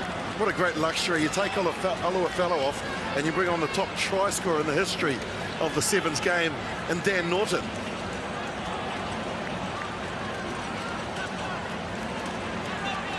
Fiji simply must be next to score if they are to have any hope of coming away with the third place medal here in Sydney. That's better from Darren Alangi.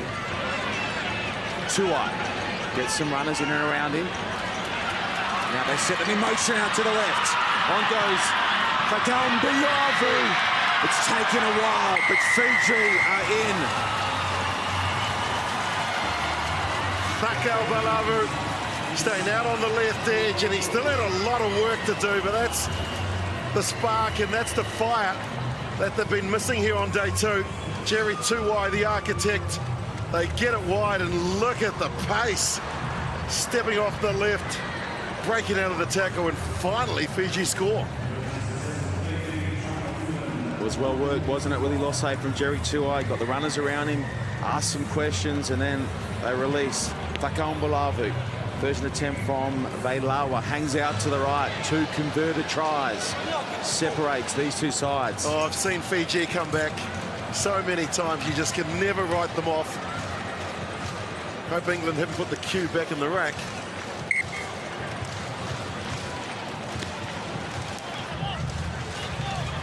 Mitchell, the captain, drill. And now Fiji jump on the loose ball. Burgess goes over the top. He looks for the counter turnover. So it's wins both ways there in England. After all that, are going to come away with it. Norton, Dan Norton.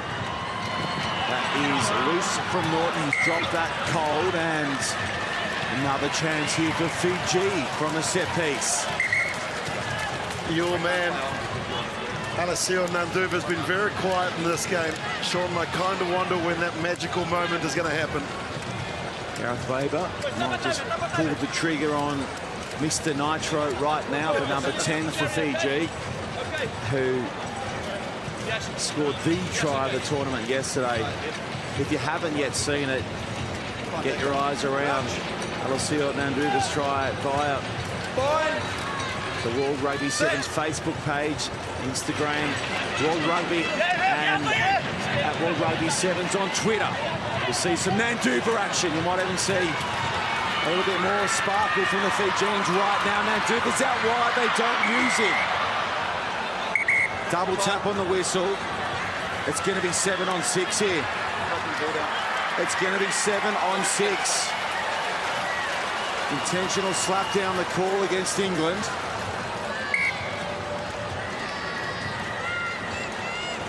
On go Fiji.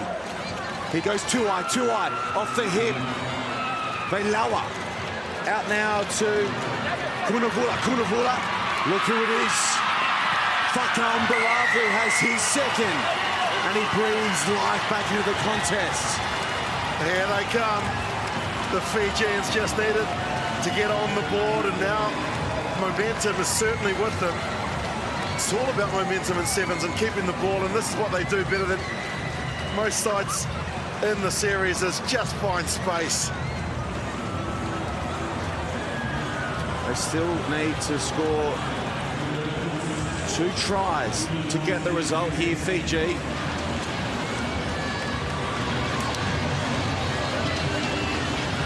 Just inject himself into the game. Curry's now off. They've conceded 5 in his absence. So Fiji needing 2 tries to snap this one back from England.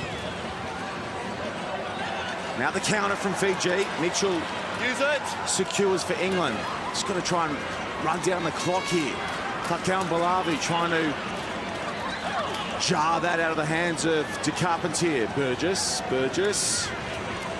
keeps it tight. Burgess extends. Tuai goes back for the 3rd time in this clash and gets Burgess. Now Fiji coming around the corner. Norton standing in the tackle, and the clock keeps ticking. Mitchell lays it off to Burgess. This is smart Sevens rugby from England. They are in no hurry. And watch them just narrow the attack here. They're down a man. The Carpentier will just try and stomp his way through the Fijian defenders. Look at this. This is the work of a team who know how to close a game out. Penalty. And that's going to be that. That's the match-winning run of play from England. They brought it together. They've got the experience of Mitchell, Burgess and Norton in the mix, and they said, you know what, we'll just close this bad boy out. It's unbelievable, isn't it? And they've got Kerr back on the field as well. So for 2 minutes, it cost them only 5 points. That is smart Sevens play. So the gap between Fiji and the USA potentially could blow out a touch here in Sydney. It has not been a happy place for Fiji since we brought the Sevens back to Sydney. They have struggled for some reason in the Harbour City.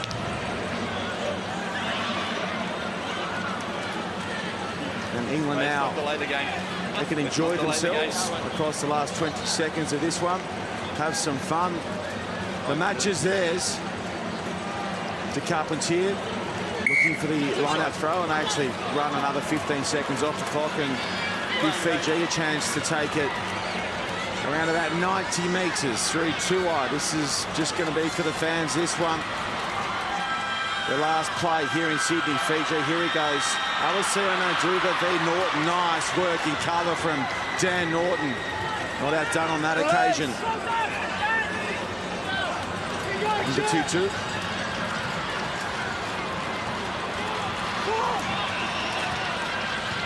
Here they come through. Jerry Tuai launching at the line. It's beaten 1, 2, 3. Tuai still going. Cuts back field. Gets it round the corner. Fakambalavu has his third. Oh, they won't get the result, but mama, they can score some screamers. Oh, Jerry Tuai, stop it. That's why they are the hottest ticket in town when they play this sort of Sevens rugby. Tuai just rolling back the clock there, beating 4 of the England defenders, and then hat-trick time. Too little, too late.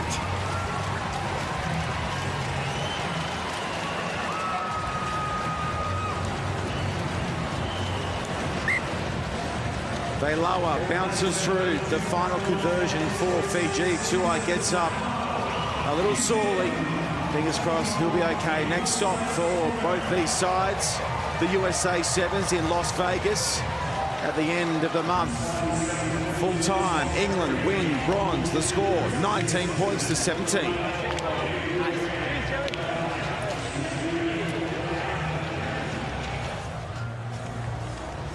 Okay, time to decide a champion here in Sydney and to call all the action. We welcome to the box Carl Tanana and Greg Clark. Yes, it is gold medal time in Sydney after 2 fascinating days. The 45th match on the schedule.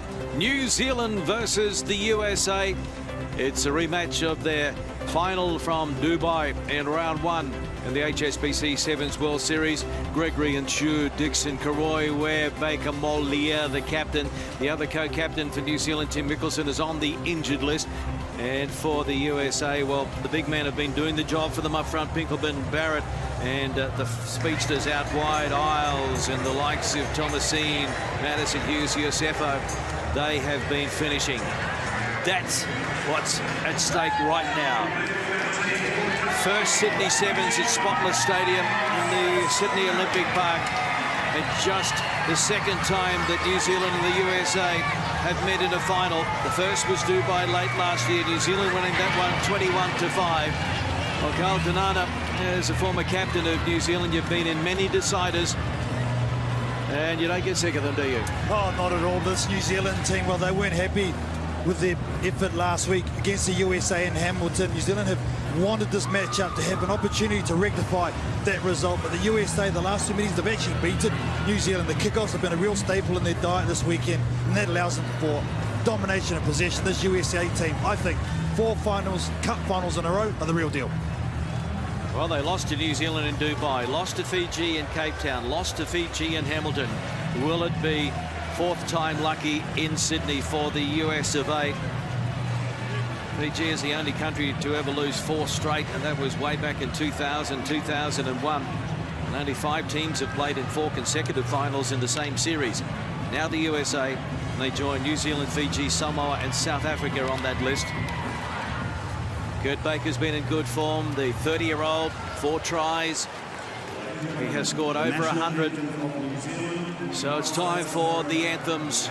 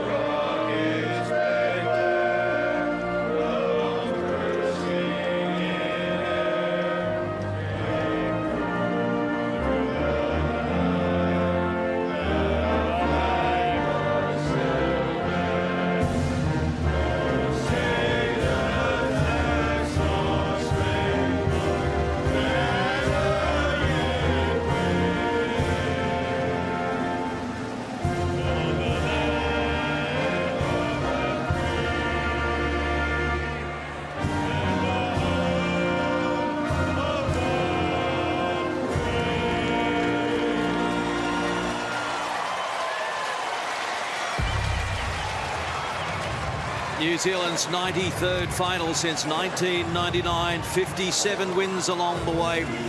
They've won their past 2 and 5 of their last 7 deciders on the HSBC Sevens World Series. What a special moment it is for young Australian referee Jordan Way. He's earned the right to control the decider. It's the USA's 8th final. They've won 2, London 2015, Vegas 2018. And the ball has been delivered by a little ball girl. 4th in a row. Can they break their drought? Runners up 4 times in a row in this series. Clark Laidlaw is the coach of New Zealand.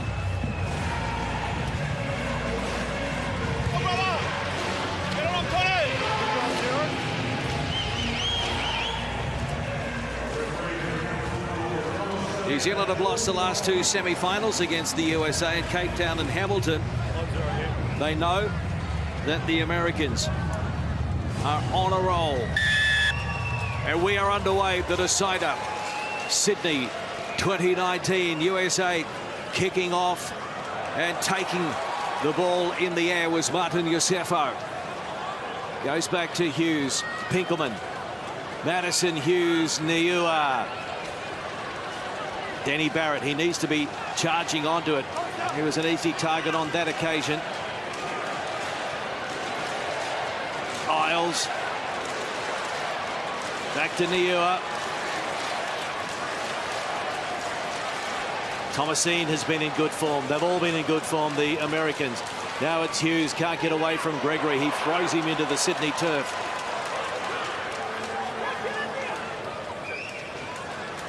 Niua. Barrett. Here's Iosefo. Oh, and a loose carry there. And that's a rare mistake by Martin Iosefo. He's been in great form. Oh, no doubt he has this competition. Here's the strong defense from Scott Gregory. The more you see this kid, the more he loves the contact, and the more he looks comfortable at this level, that's for sure. Martin Iosefo had 2 runs already, and they've been good ones.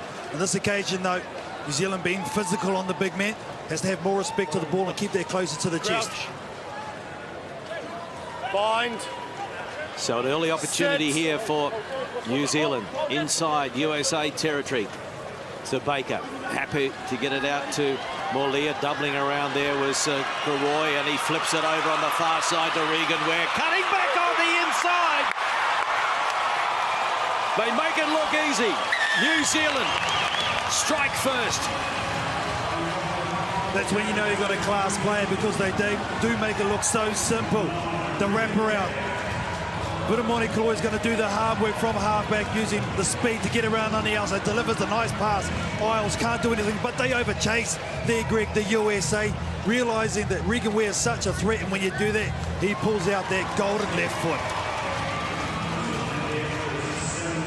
Applause all around from his teammates. And from right in front, there's the extra 2. So it is New Zealand 7, USA 0. 5 tries for the weekend for the classy Regan Ware. Kickoffs for me are going to be a determining factor who gets up in this cup final. New Zealand lost the first one. Can they get this one? Such a key part of the game nowadays, the kickoff. Here's Carlin Isles jumping in the air, and he was taken in the air. And there might be a problem here. The assistant coming over for the report. White player's jumped for the ball. The black player has taken him in the air, landed on his feet, then down to a penalty. Yes,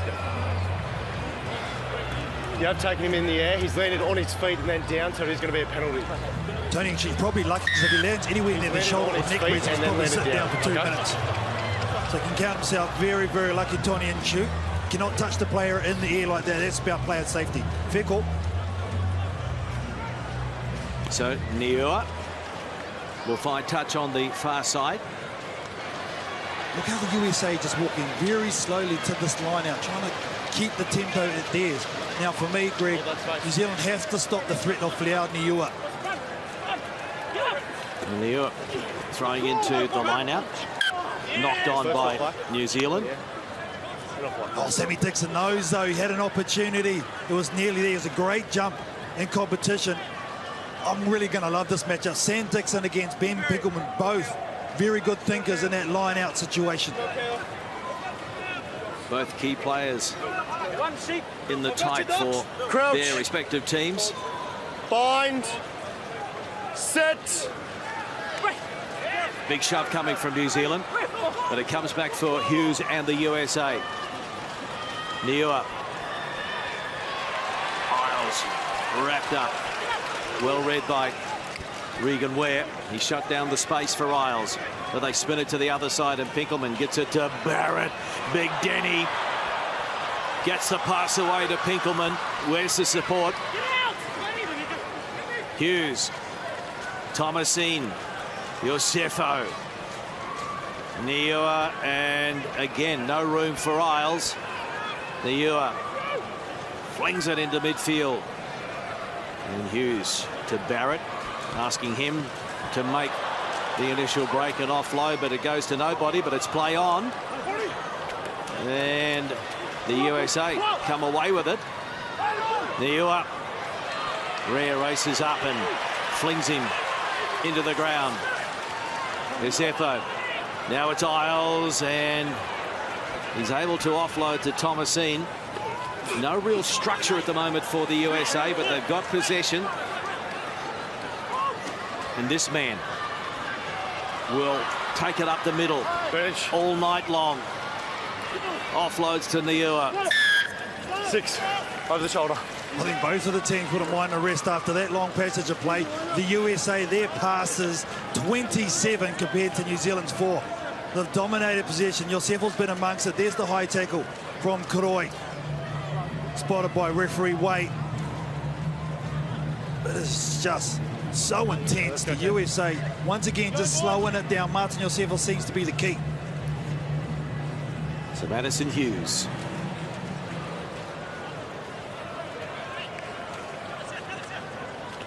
Niua. Yosefo. Pinkelman takes it into contact. Just outside the 22.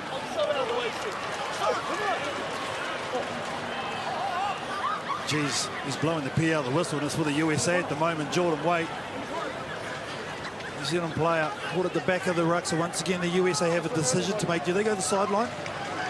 Let's go, please. They set their plate. Inside the final minute of the first half.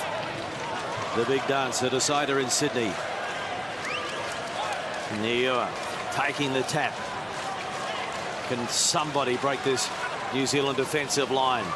Barrett can't. Oh, they ran into each other, and a real problem for Niua. He stays down, and Mulia, he doesn't have to base to get away, but he turns it back on the inside, and Ware gets it back to Mulia. Sione Mulia into the 22. No hands, no! Dixon! Nobody in front of him, and Sam Dixon will put it down between the sticks. Don't tap him. This fucking late it is. Well, a real calamity for the USA, and a bit of push and shove going on as well in back play. Two players running into each other. Niua came off second best. He's still down receiving treatment. Well, here's the mix-up, the dummy on the inside for one, but just a hit from Sam Dixon. Right on Flau Niua, who was their major man, their playmaker, has been so good. Flau Niua, Sione Mulia reacts. Look at the hard chase from Thomasine. As always, Regan Ware Pinkelman still there chasing hard. Does well. Just defend the attack from Mulia, but just the weight of numbers in the end. And this guy deserves it. He's been strong for New Zealand.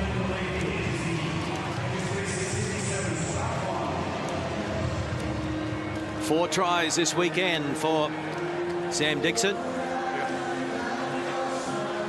Plenty of fielding out there between these two finalists. So there's the extra two from right in front.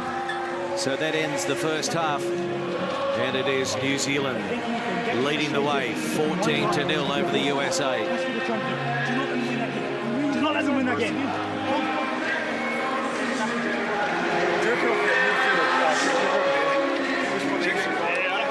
Also, we squeeze on one either side.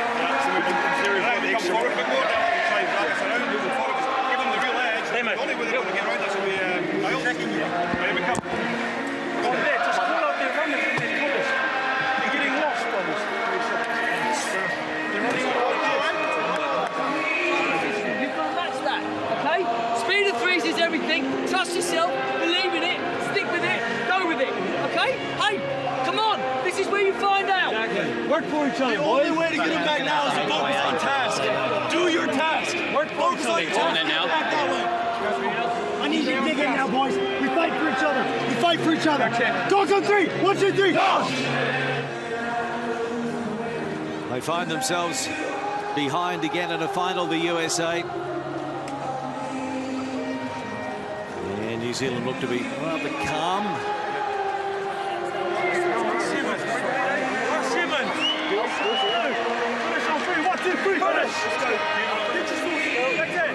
So the New Zealanders have been in this situation so many times before.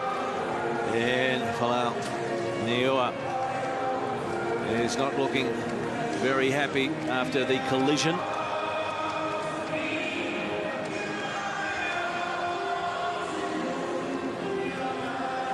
Well, the USA need to change things up.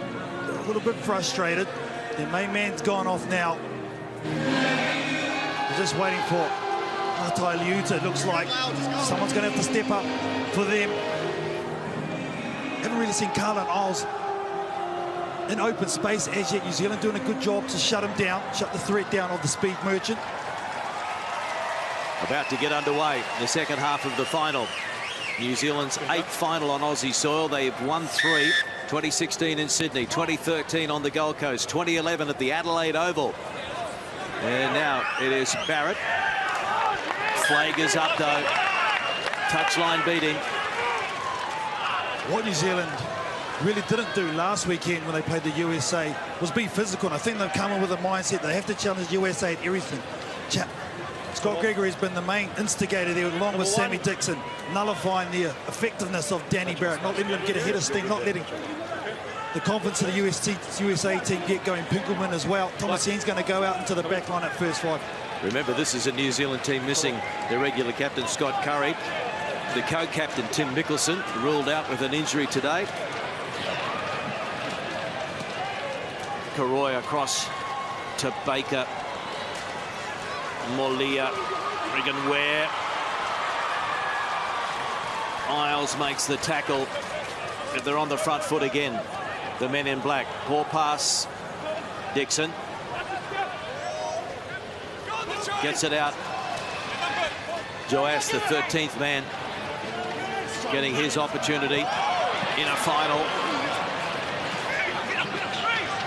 Ingshu throws the dummy and they fell for it. Ingshu puts the boot into the USA.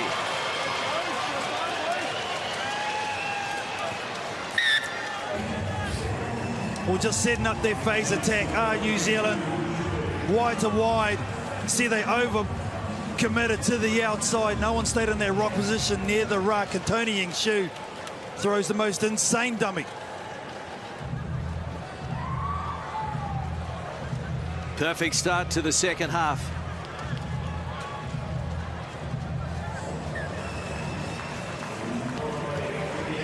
Roy miss them from in front.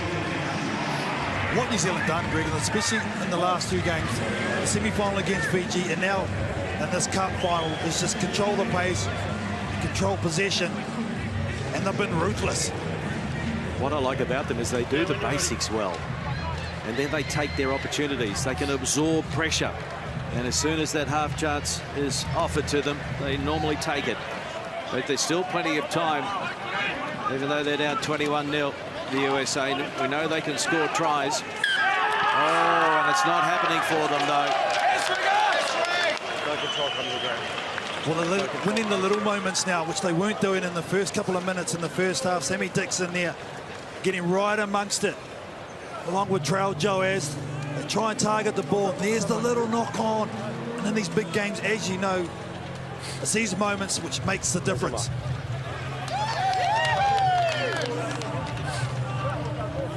Crouch. No joy for Mike Friday at the moment. Bind. Set. Baker out to Molia. Baker. And Dixon. And Shu. Goas, Molia. Quick hands to Ware. And Joe Rovovo is out there after starting on the bench. He missed the final in Dubai, waiting for his New Zealand passport in this Olympic qualifying year. Citizenship and residency is not enough. You must have the passport. Yosefo, he won't stop trying. Oh, they stood off Martin Yosefo. One to beat, can't do it, but he's up to the 22. Liuta starts to move and gets it away now. And there's the hit back at long last for Brett Thompson for the USA. His second for the weekend in Sydney. And maybe that will just give them that little bit of hope. Martin Yosefo was again the instigator, again the go for breaking tackles. A strong run, got well over the advantage line. But look at this pass from Liuta. who's just come onto the field. A little bit of injection of pace. There's no way he can stop that. Beautiful. Just a little bit of enthusiasm off the bench, exactly the punches this USA team needed. And this one will go the 10 and bounce into touch. 21 points to 5. New Zealand over the Eagles, the USA Sevens. Geez, the USA really needed that kick-off too. Still a 3-score game for them. Offloads, well, they've been very good in that department, but haven't got a clean one. New Zealand been real good on their scramble defense carries because of so much possession. USA dominating that. But the line breaks, New Zealand broken twice and scored twice. No Perry Baker in this USA team. Broke his jaw in Hamilton last week, so he's watching on back at home. And the other speech to Carlin Isles. 5 tries this weekend, but it's been a very quiet day for him today. No room whatsoever in the big games. So New Zealand, Ravovo knocks it on. Good tackle one-on-one there from the USA. I think it was Wellness, was it? No, and in fact it was Brown. Yeah, great one-on-one tackle. Ravovo there knows he needs to handle that ball a little bit better when he goes to deck. He's got to own it. 7. So with a minute to go. Dixon coming from the field. Tom on. A lot at stake. Crouch. Not just the gold medal in Sydney, but also top spot on the overall series after 4 of the 10 events. And again, another mistake by the USA. Well, this is the 4th final in a row for the Americans. And they just haven't been able to go the distance. Well, they played the smart. Yeah, it's just fatigue starting to set in. Milcevo has been absolutely brilliant. He's been a titan for his country over the course of this weekend. This is what it's meant to this New Zealand team. They were embarrassed. 4 in a row, he's saying, 4 in a row. They're going to miss out. The USA team, Coach Mike Froden thinking, what do I need to do to win one? Set. Mike did say that all of the mistakes that they made in the first 3 finals in this series were avoidable. But again, they continue to be their own worst enemy. But they are playing a team that's really given them nothing. And they want to have the final say as well. As Nareki injects himself. Penalty. He was playing a long advantage. 12. Light tackle. Well, they can just tap it and put it into touch. Who's going to have the final say? Who's going to do the deed? Let's go, please, 13.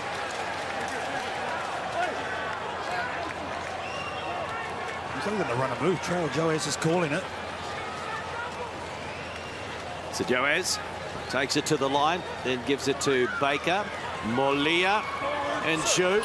And that is forward as Ravovo dots it down. It's no try, but it doesn't matter because New Zealand, the All Black Sevens, have done it again. They've won their 2nd title out of 4 events on the HSBC Sevens World Series. No joy for Mike Froden and his American team. New Zealand 21, the USA 5. You just have to say the best team won on the day. And they've still got some players to come back as well. Well, the thing is, too, Greg, they played smart rugby sevens without Niua, couldn't go. That's a bit of a shame for the USA because he's such a linchpin in their effort. But they come with an attitude. Physicality was at the top of the list over the course of this weekend. And they were able to execute it as you spoke about in the call and take their opportunities. So they go through the weekend without losing a game. Palau Naua, unfortunately, subbed in the second half with injury. Scott Gregory on screen has been very good indeed, coming in to replace the likes of Scott Curry. Only 20 years of age, the man from Northland. Andrew Newstubb didn't get to play in the final. Carlin Isles, he'll have to settle for just the 5 tries in Sydney. Made the dream team in Hamilton last week after scoring 7 tries. So what does that do to your psyche, losing 4 finals in a row? Oh, it's tough, absolutely tough. They'll be heartbroken, this USA team. They probably saved their worst effort for the cup final, but they weren't allowed to play good. You can see that they had domination in passes. They made too many errors. They had offloads. The visits to the 22 weren't enough. New Zealand were ruthless in that department. 4 visits to the 22, they come away with 3 tries. That was the difference. And New Zealand win 2 cup titles in the same season for the first time since 2015-2016 when they won in Wellington and Sydney. And they also added another one to their credit in Vancouver. So after that victory by New Zealand over the USA in the final, we can get some reaction now. Natalie Ioannidis. Yeah, I've got the captain down here with me, Sione. Congratulations, fantastic win for you guys. What does it mean to win the final here in Sydney? It's awesome, and I guess it takes us one step closer to our goal, which is to win the World Series. And of course, so that's 2 titles now in 4 tournaments. So a great result, given you only won 1 last season. Yeah, no, it was really awesome. Really tough battle against a really quality USA team, but still to get the win. And the win also puts you on top of the standings. What was your focus heading into this match, though? Was that something that was addressed? Nah, I guess it's just taking our learnings from the last semi-final we had against USA, sticking to what we know best and just executing. Well, you played a great game today. Congratulations. Yes, thank you. It was a very good match for the Kiwi captain in the final, but gee, he's been very good stepping up to the plate with the captaincy. It hasn't affected his play at all, Sione Molia. Well, we can head back to the pitch now, and Natalie. Yep, so the HSBC player of the final is Sam Dixon from New Zealand. Sam, congratulations. A brilliant performance by you. Must be really great to contribute in such a big game. Well, yeah, to be honest, there was other guys out there that I thought personally played better, but yeah, it was great to get this award. Obviously, my teammates, they deserve all the credit. Sione Molia, Regan Weir went all weekend, and especially all the boys that got injured this weekend and last week, you know, they played a huge part, and it's just stoked that we can finally win it after a disappointing Hamilton where we lost in the semi, but we got them back tonight, so we're stoked. You speak about those injuries. There are a few, including 2 to your co-captains. What does that say about the character of this side? Yeah, it's massive. I mean, Clark Laidlaw, and coach, he's brought a lot of culture and he's put a lot of emphasis on culture, and yeah, we really pride ourselves in our whole squad, our whole 20 players being that deep, and everyone stepping up when people get injured, and that's exactly what a lot of the young boys did today. And you've gotten away with this one without breaking your nose as well. So congratulations on the win and on receiving the award for the HSBC Finals player of the final. And to present the trophy is DJ Forbes. What an honour, DJ Forbes. Most capped New Zealand Sevens player, representing HSBC here in Sydney. And Sam Dixon, congratulations, very humble. He certainly deserved it. Okay, Natalie, we're back to you. Yep, so the UL Mark of Excellence goes to who else but Fiji's Alessio Nduvo for that try that we saw on day 1 against Japan. Tell us, Alessio, what was going through your mind? It was really exciting to watch. Firstly, I want to thank the Lord Almighty for giving us the strength and the power. When Terry kicked that ball, I thought it's going out, but I keep on working hard till I score the try. It gave lots of people a lot of excitement. To present the award today is Paul Deverell.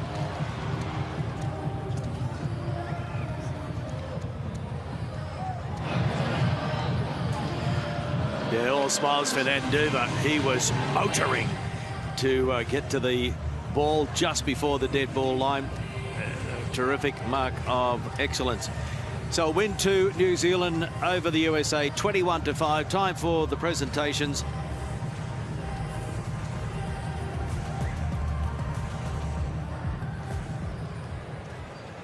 Ladies and gentlemen, on behalf of Rugby Australia, we hope you've enjoyed the running rugby and entertainment throughout the 2019 HSBC Sydney Sevens. There's been 45 exciting men's matches across the weekend, culminating with the New Zealand USA battling it out in the Cup final and for the title of the 2019 HSBC Sydney Sevens champions. Please join me in welcoming our official party. Martin Trecord, CEO, HSBC Australia. Brett Robinson, World Rugby Council and Exco member. And Raylene Castle, Chief Executive, Rugby Australia. I'd like to firstly call on the winners of the bronze medal. Please welcome England and their captain Tom Mitchell to receive their medals. Tom Mitchell and the English finishing third, picking up some valuable points on the overall ladder. And an improved performance by England here in Sydney, KT. Oh, most definitely this England team. They'll be very buoyed with their bronze medal performance. Had to work hard for every single thing, and day one was fantastic and just missed out, unfortunately, in the semi-final, but it's always nice to come away with some sort of silverware. Martin Trecord, the CEO of HSBC Australia. Brett Robinson, former Wallaby, World Rugby Council member and Exco member. And Raylene Castle, the Chief Executive of Rugby Australia. Part of the official presentation party here at Spotless Stadium. I'd like to call on Madison Hughes, captain of the USA, and his team to receive the silver medals. Runners up for the fourth tournament in a row. I know they'll get sick of people reminding them about that, but, you know, second is better than third, fourth, fifth, you name it. Well, it's about consistency in the series, and that's what they've brought so far in the first four tournaments. Yeah, of course you want to get that gold medal. Of course you want to win that cup, and I'm sure at some stage they'll get there. But the thing is, they're putting themselves there or thereabouts to be the qualifying spot, one of the 4 spots for the end of the year to qualify automatically for the Olympic Games, and ultimately that's the goal. And they will stay well and truly entrenched in the top 4 on the overall ladder after 4 events. The USA. The thing too is, Greg, the more times you put yourselves in tough positions like they have, they're going to start getting those situations right. So it's not far away. As you said, Mike Friday knows that sometimes they're their own worst enemy, but that becomes easier the more times you put in that position. New Zealand to receive their gold medals. And now the Sydney champions, New Zealand, coached by Clark Laidlaw. They saved their best till last. Very good on day 2, the business end of the tournament. Yeah, well, they put a full tournament together. Had a bit of a hiccup for the start against Wales in the first 7 minutes, but other than that, they've been very much on point, this New Zealand team.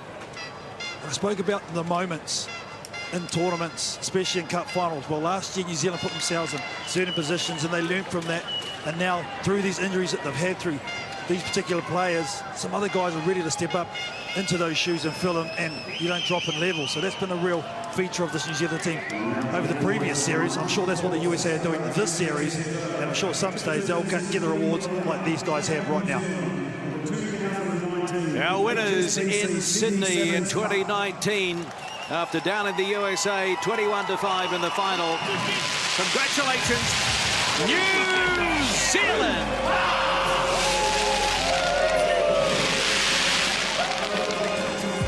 The All Black Sevens victorious in Sydney. Our 2019 HSBC Sydney Sevens Cup champions, New Zealand.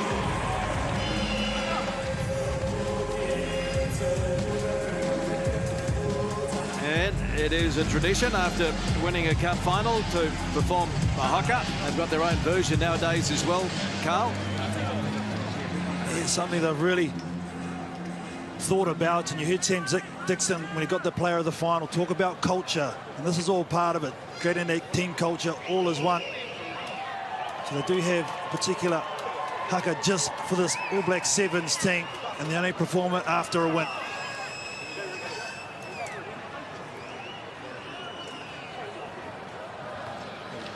Sam Dixon, the player of the final, still sporting the shiners from the broken nose in Hamilton last week.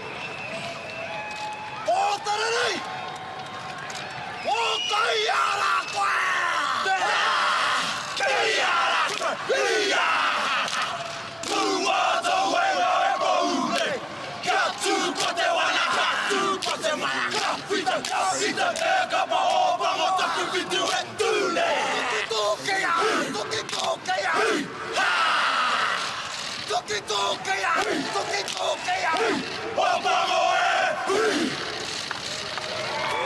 Ortididi is the name of the haka for the All Black Sevens team, and they do it with pride. But now this is what I love about it, Greg. All three teams with medal will come up and have a photo. They've been at war all weekend long, but now this is what that means. After 4 of the 10 events, New Zealand and the USA share top spot on 76 points. Fiji 72, South Africa 57, England still in 5th on 55, Australia still 6th on 47, and Scotland, Spain, Argentina, Samoa, Canada, France, Kenya, Wales, Japan and Tonga on the bottom on 5.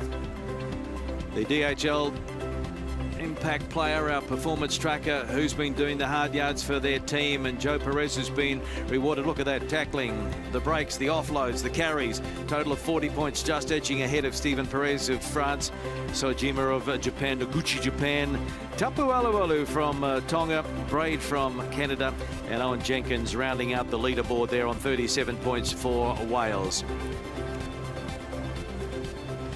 So it's been a wonderful 2 days at Spotless Stadium in Sydney for the Australian leg of the HSBC Sevens World Series.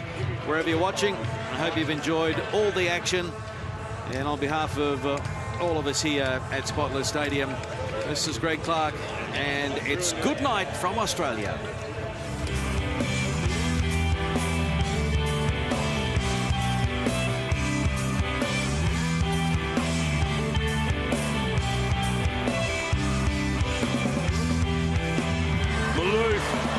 Caught high, but he's powering his way towards the line, and he's over. Nick Maloof. Guman, long ball out to Kyle Brown. Hits the lead for South Africa, and he wins the match at the death. It's going to fall here for England. Away goes Will Muir. Will Muir striding out. Muir.